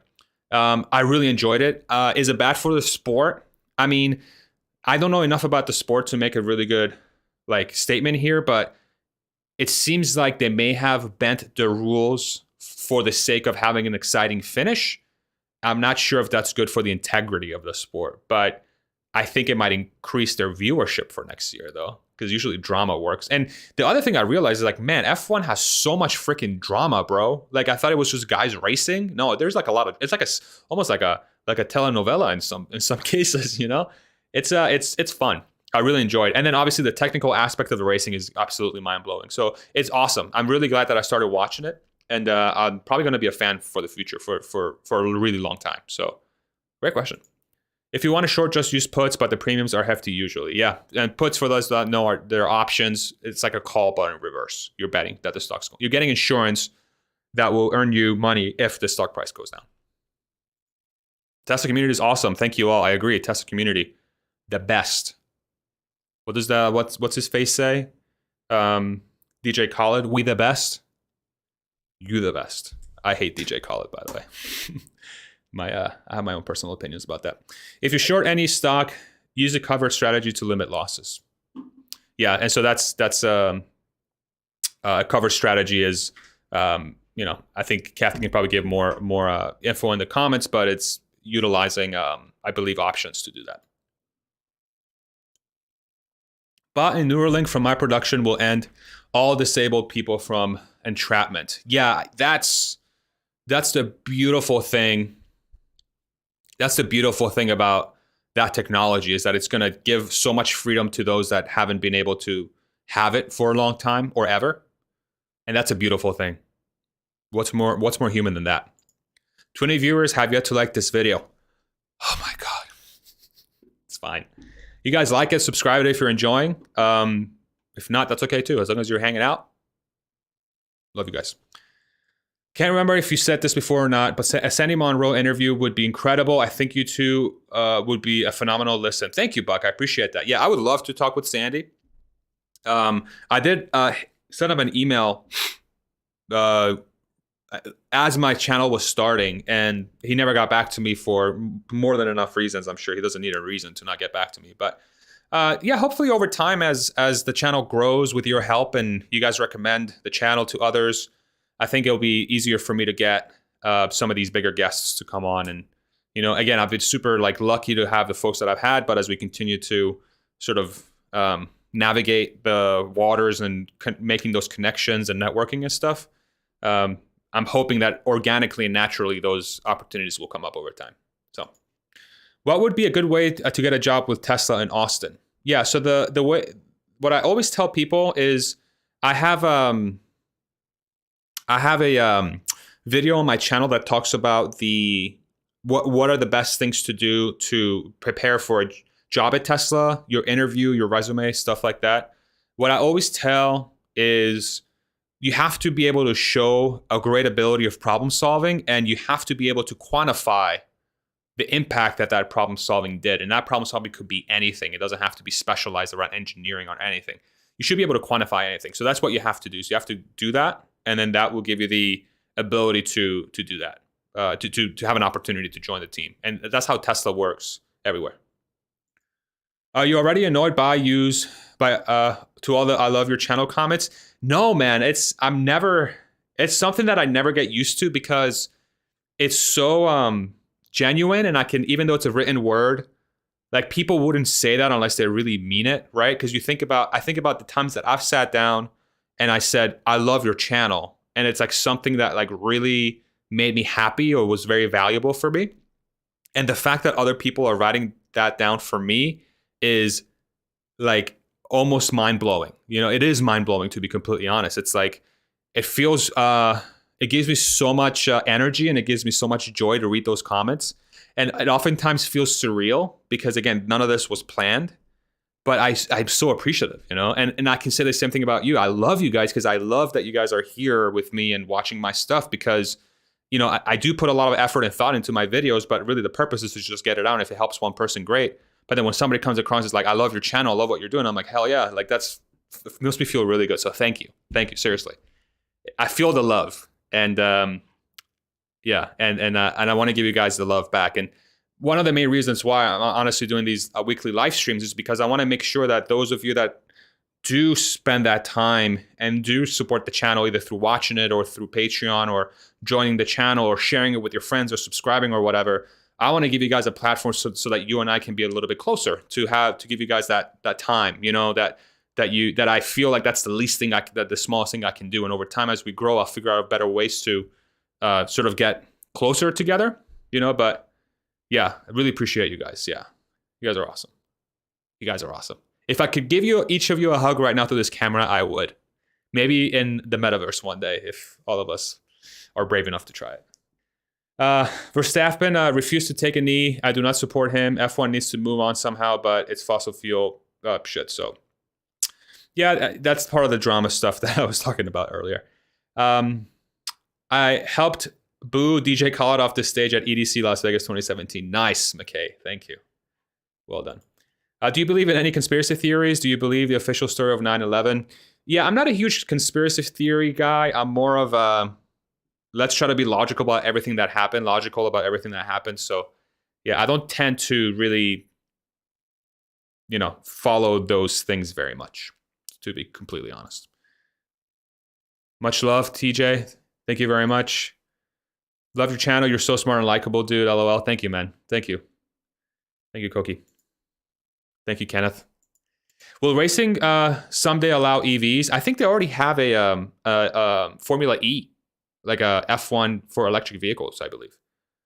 They don't go as fast, but seems like a pretty cool thing. I think over time there will be, you know, the technology will just be much better. I'll look for that earlier video. Yeah, you'll just be able to just find it on my channel. I think I made it maybe a month or two ago, but I hope it's helpful. Okay, couple more, and then we'll do some guitar riffs, and then we'll dedicate a song to our friends in Ukraine. What do you think? Yeah? How do out-of-towners get tickets to Gigafest Austin in April? I have no idea. I don't even know how in-towners get them. So we'll see.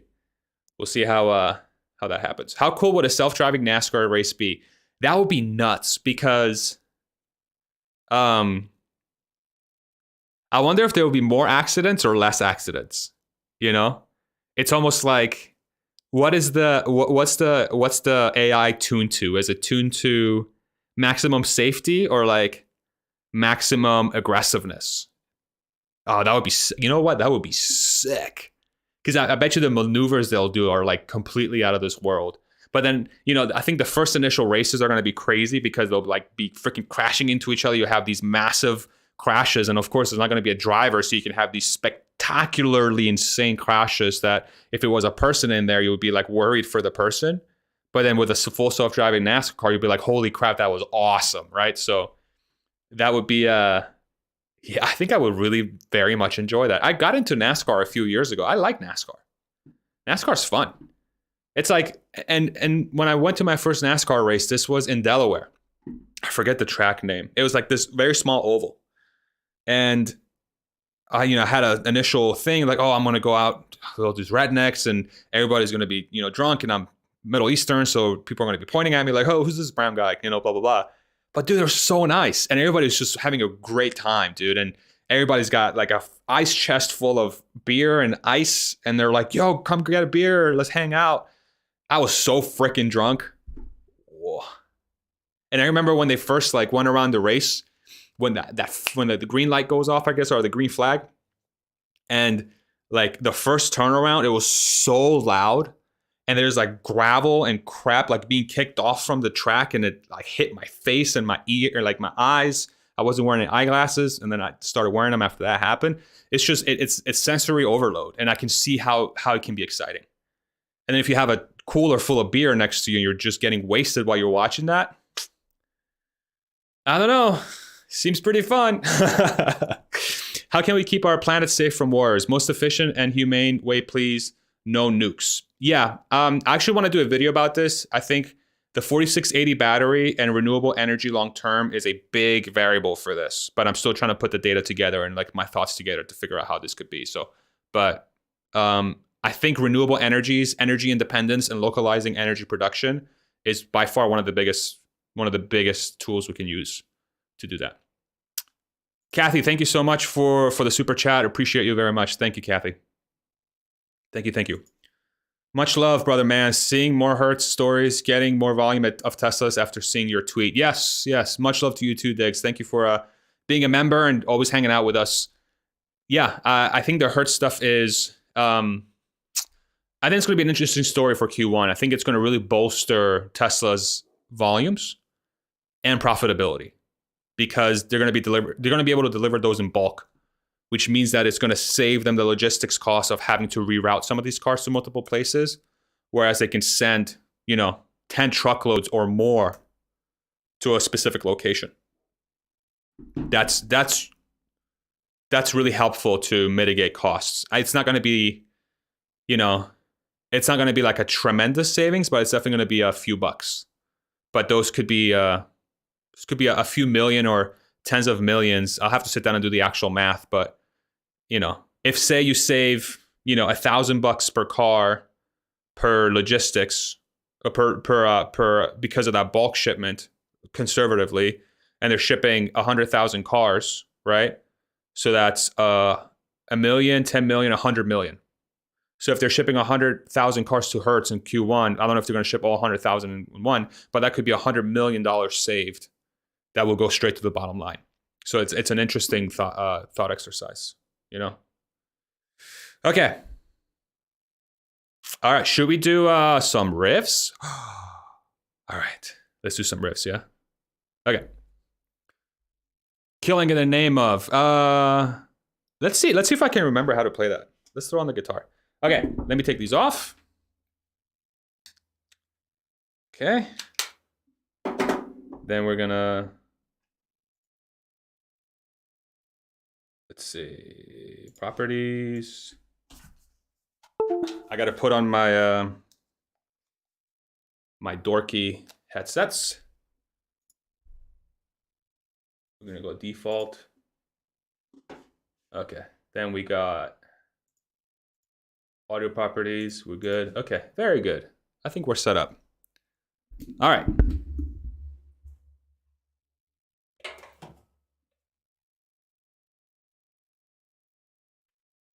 Bow. Where's my pick? I switched my pick up. I'm playing with this pick now. Let me show it to you guys. I like smaller picks because they have a much, usually the point of the pick is much sharper. Let's see if you guys can see that. It's a Jazz 3 pick. What I really like about it is that, I don't know, come on. It's that point. You see how pointy that point is? That allows me to really get into the string and play the patterns that I usually play. Yeah, that's why I like it. Because, you know, you compare it to a different pick, like something like this. This one's much larger, but yeah, not as sharp. I don't know if you can see that on camera, but anyway. Buck, thank you very much, man. Appreciate it, brother. You're the man. You're always around. Appreciate you. Okay. Let me know if you guys can still hear me. I'm a little farther away, but yeah.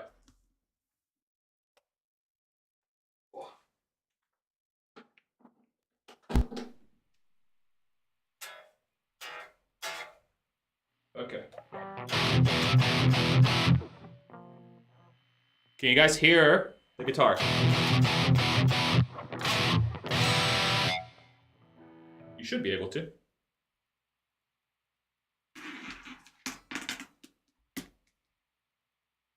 Good. Okay.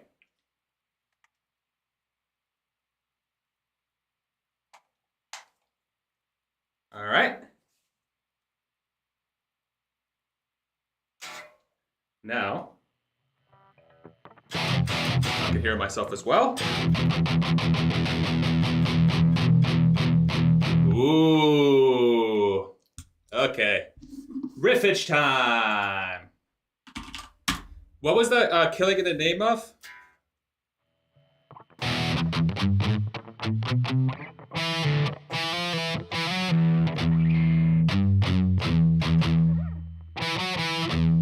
Something like that. Anyway, I gotta sit down and learn it. I don't think I know.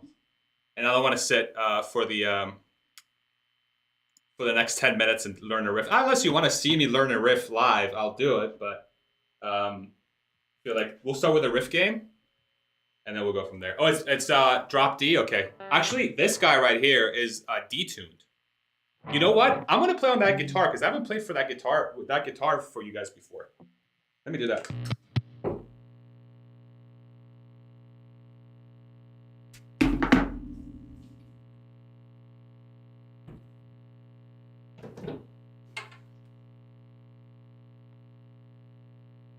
Yeah, this one, I bought this guitar when I was in college. And, yeah. This guitar has served me very well. It never helped me get laid.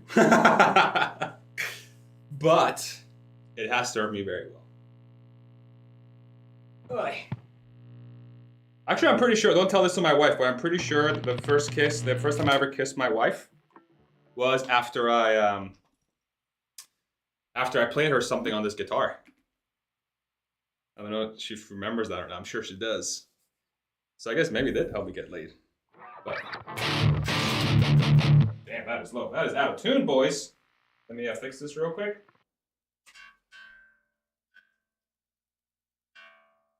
Yeah, so usually what happens with this guitar is that it doesn't hold tune nearly as well as my Jackson. And that's probably because the strings are shot. And also the head of the guitar, like the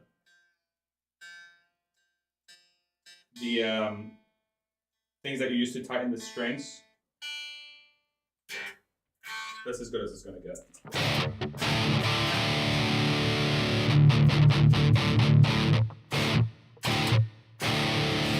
see.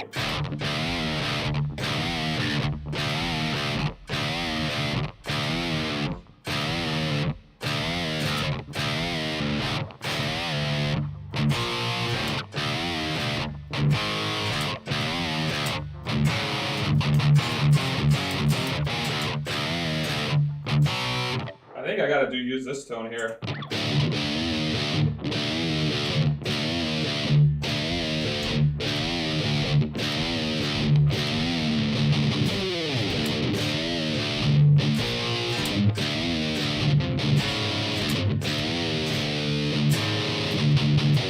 Ah!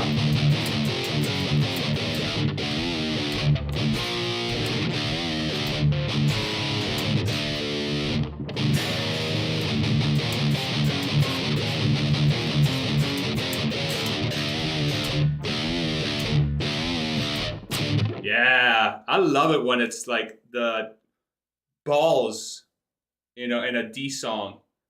Woo, it's so good. I'm gonna play another one on this guitar. Let's see. Oh.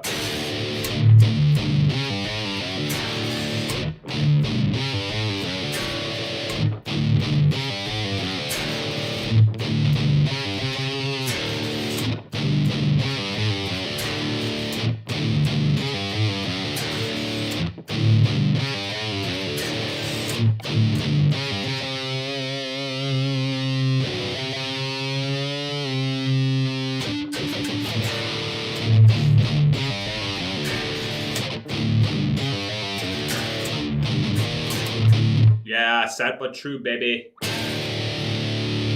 Yeah, dude, I just love it. That low sound. So good. Okay.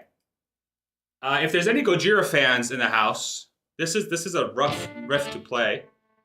But I'm gonna try it anyway. Let's see if you know what the song is.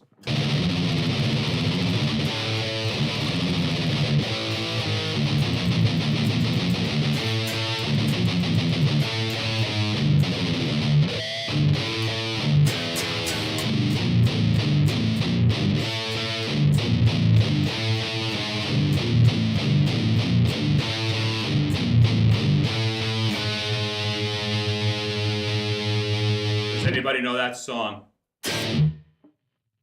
by Gojira?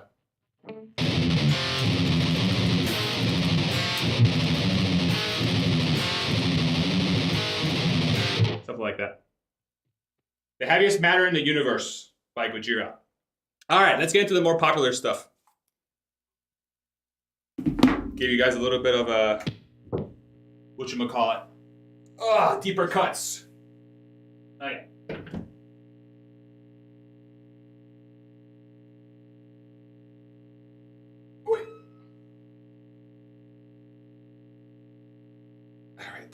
So, now we're going to get into our songs that are a little bit more traditional. And we'll see how many of them you know. All right. And these, let's see. Okay. And then we're back to standard E tuning. We're going to go back to this little bit less harsh tone. Okay. Let's see if you guys know this song. All right, here we go. Ready?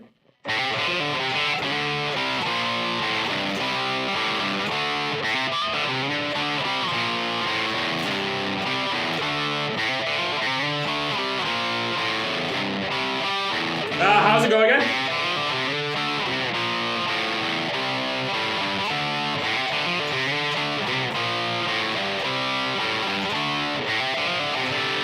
Layla. Okay, good. That was sloppy. Sorry, guys.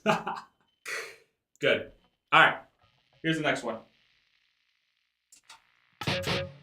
This is a oldie but a goodie. Ready?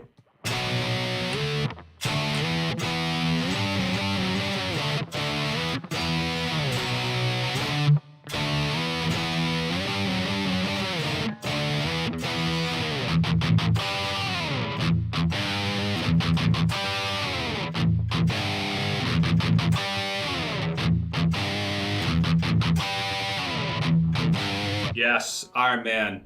I am Iron Man.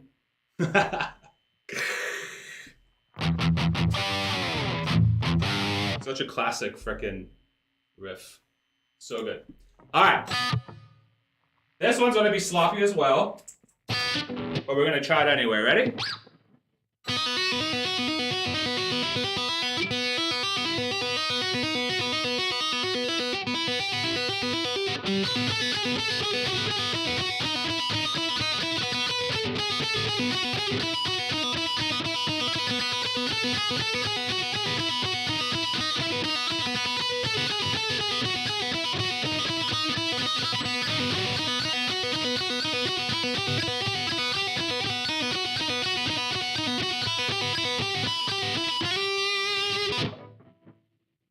Da da da, right? Something like that. Nice. Classic riff.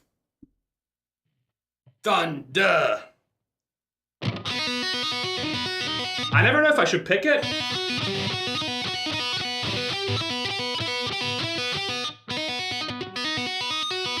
Anyway. Okay. Let's see. This is a song done by one of the greatest artists of music ever. And yeah, we'll see if you know this song. Let's switch it to that's a pretty good one. All right, ready?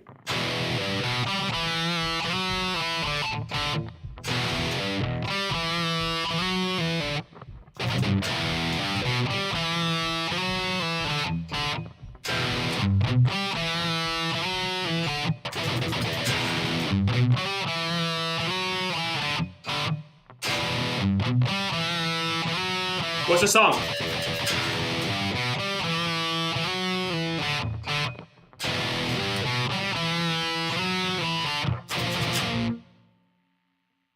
What is it? Beat It. There we go. Ray got it. Good job, Ray. Beat It. Bidet.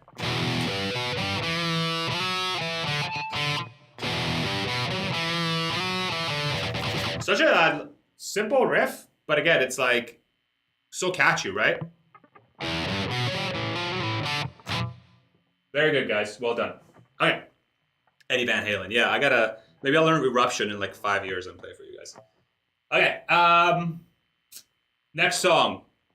No Def Leppard. I'm pushing. I don't know any Def Leppard. I should. There's so many different bands I'm learning, man. There's so many I have to get to. Okay. This next song is by a band that was huge in the 90s. And I think everyone's probably heard this song. But we'll see if you have. Ready?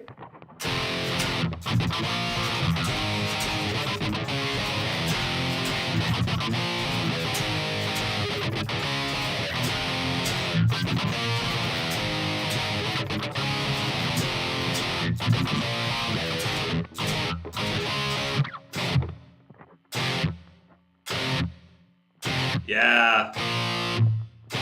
Teen Spirit. Smells Like Teen Spirit by Nirvana. Another very simple riff, just 4 chords. But it's just how it's played makes it super catchy. All right.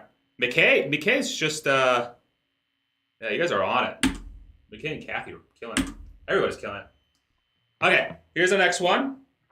An oldie but a goodie. Yeah, people were getting it before you even started playing. I'm wondering if maybe they have a better connection. Yeah, zero ping, so McKay might be down the street. Or in my house somewhere.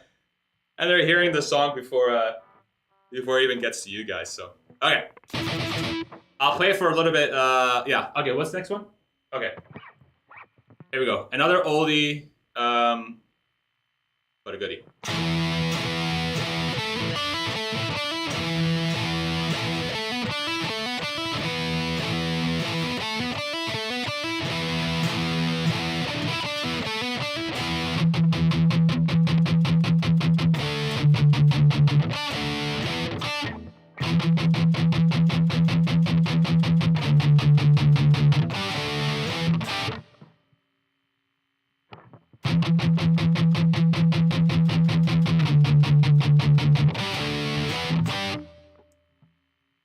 Black Sabbath, Paranoid.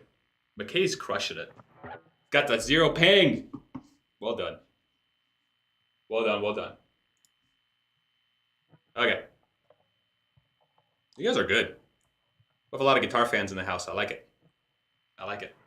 Yeah, Sabbath is great.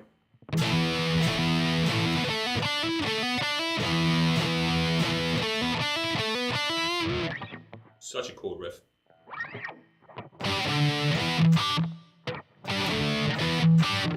I like that. Cool. That part's cool. Alright, enough playing around.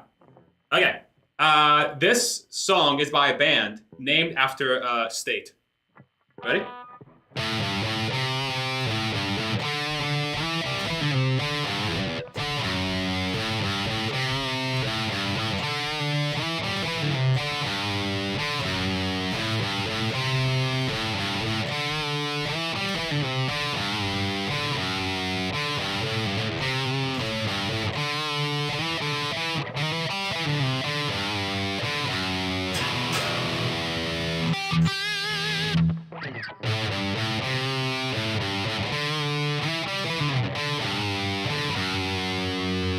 I love how it says it's named after a state and people are saying Boston and Chicago. Those are cities. Boston's in Massachusetts, Chicago's in Illinois. That's so funny. Kansas, what's the song?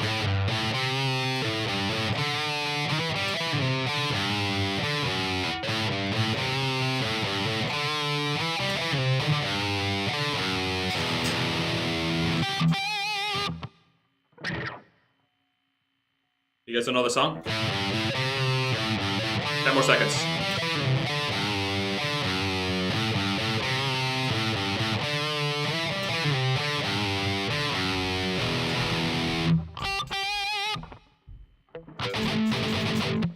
Carry On, Wayward Son. Yes, Carry On, Wayward Son. Classic song. They started, I forget the name of the record, but that's how they started the record with this song. One of the best intros to any album ever. And I forget the freaking name of the album. Go me. Okay. Next one. Well, this one, I don't feel like switching guitars. It's a pain in the ass. I'll just play it on this one. All right. This one's it's going to be on a higher note, but you should still get it. Here we go. Ready? Actually, I'm going to switch the tone, but you probably already know this.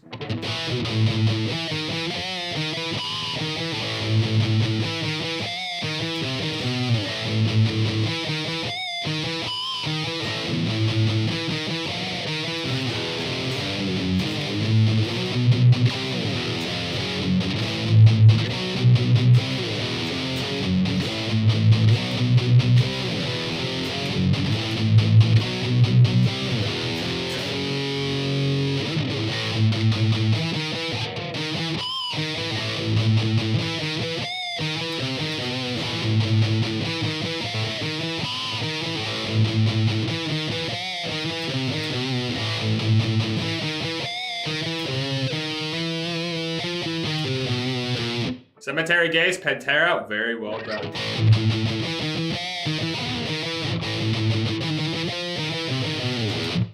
Nice, well done. Okay, we'll do one more, and then we'll play a song, a full song in dedication to our friends in Ukraine. All right? Which is going to be by the same band that I'm about to play. All right, this is, I think the album came out in 1984, maybe 85. Ready?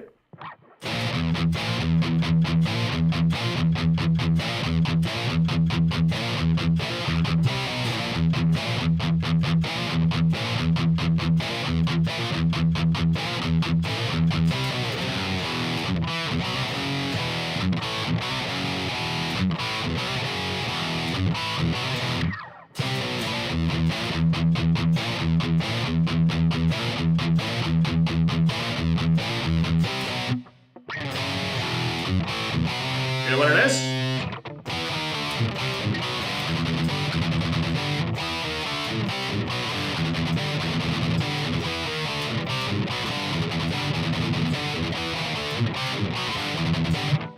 Metallica.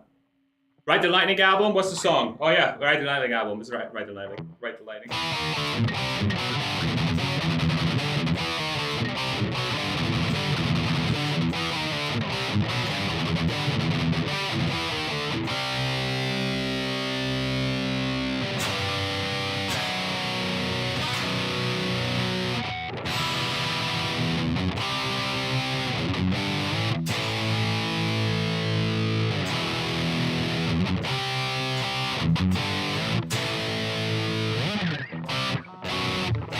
Cool. Ride the Lightning. Well done. Very well done. Okay. Now we're gonna. Thank you, McKay. I'm having a great time too. Really appreciate it. Now I'm gonna play a full song, but what I need your help with first, before we start playing the song, favorite album from Metallica, Master of Puppets, and I'm actually gonna play a song from Master of Puppets to end this stream in dedication to our friends in Ukraine fighting for their freedom. I'm gonna play a song on YouTube, and I need to make sure it's synced with you guys. I'm pretty sure it is on my end, but I want to make sure it's synced with you. So what I'm gonna do is I'm gonna play the song, and I'm gonna play my guitar over it, and I need you guys to tell me if my guitar and the song are synced up. So as it comes through, make sure you type in the comment, yes, it's synced. Okay? It's very important. Otherwise, it's gonna be a freaking disaster. And we don't want disasters, do we? No, said the crowd, I hope. Okay. So let's do... All right.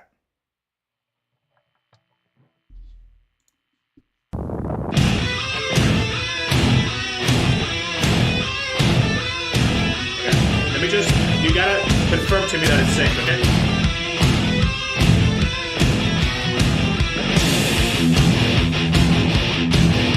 I think that that's not a little too loud. Let me put this down a little bit.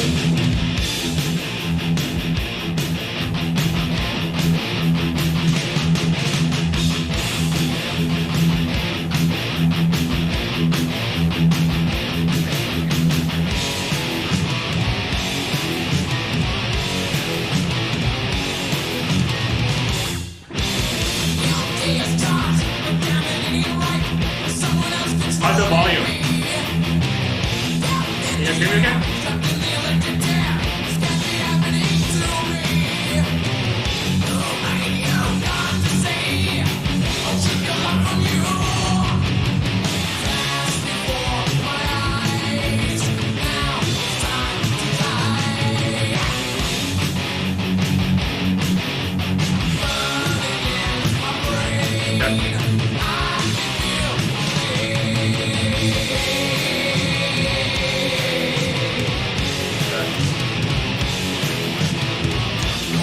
Good.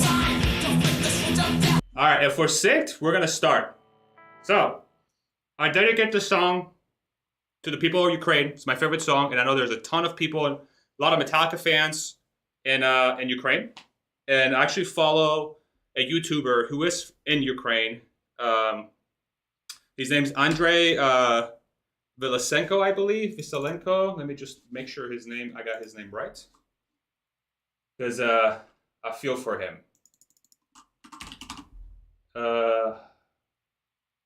Vasilenko. I'm gonna put his channel in the comments. So this is somebody that I've been following for a really long time on YouTube. And he's a huge Metallica fan. And he makes a lot of like parody videos about like Metallica and their music and stuff. Oh, Marcel, you follow him as well. Yeah, he's awesome. And he's, ever since the shit's been going down in Ukraine, he hasn't been able to make any videos because he has to, protect his family and get him to a safe place. So he hasn't been able to do that. So I mainly dedicate this song to him. I dedicate this to the song of the people of Ukraine. And yeah, I just hope peace comes as quickly as possible and death just stops, man, because it's such a crappy time. And yeah, I really hope all sides involved, man, even the soldiers of Russia that are sent there without them knowing that they're going there is so sad. So anyway, I dedicate this song to all of those people, and I hope you guys enjoy. And then after the song, we'll end the stream, okay? If I mess up, I'm sorry, but it's all for fun. And YouTube, if you want to demonetize, go for it. It's all good. I don't mind. All right, here we go.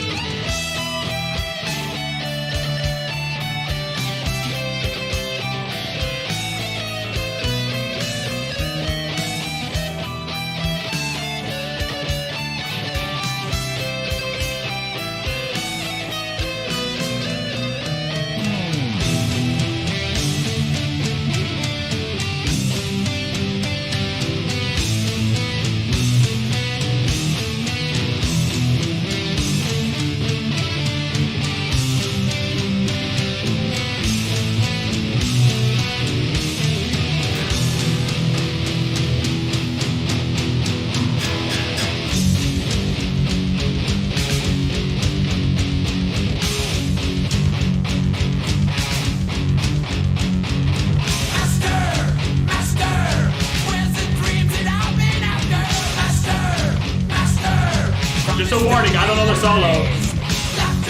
So we're gonna let Kirk play it. I'm gonna play the rhythm. So you guys can air guitar the solo when you're at.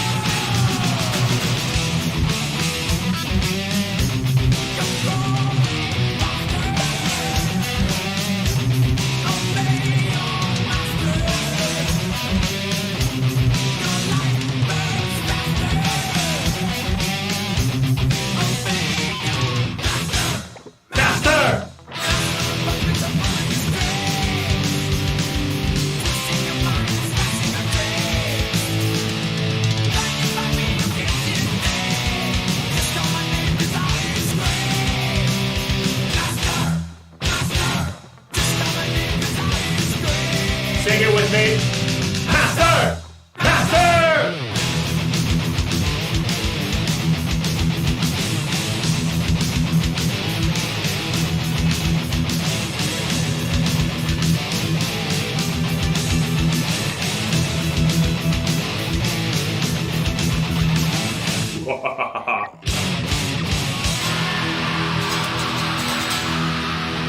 Slava Ukraine, baby! Woo! All right, that was fun. I'm sweating. Okay. You guys enjoy that? I hope you enjoyed it. Whew. Little sloppy in parts, you know, but it was fun. I had a good time. Did you guys have a good time? I had a great time. Thank you guys very much for coming. We'll do this live stream every single week on Wednesdays, starting at 3 o'clock. As we have, we'll make it on a nice schedule for you guys so that you know when I'm coming on. I'll try to end each stream with a song, I guess. And I think that'll be fun. I think that's a good time for me. Appreciate you guys very much for stopping by. Got goosebumps. Me too, actually. I really appreciate you guys. Love you. Very tight for the most of it. Great. Thank you, Jeff. I agree. It's one of those things. It's one of those, if you're not like super sharp on your playing, it's because it's 8 minutes long, you know, like by the end of it, if you're not in shape, like guitar playing shape skills, I guess, you get tired and it's a little bit of time to get up to speed, but I love it. I love playing it. I'm so glad you guys enjoyed it. Thank you, Buck. Thank you, Diggs. Thank you, Marcus. Thank you all. Thank you very much. We'll see you. Ukrainian people, stand in there. We're behind you. Those that are in there from Russia and those that don't support this war, we're behind you as well. Everybody, let's just take care of each other, man. We're all human people. We're all humans. Love you guys very much. Thank you. We'll see you on the next one. Take it easy. Bye-bye. Mwah. Love you guys.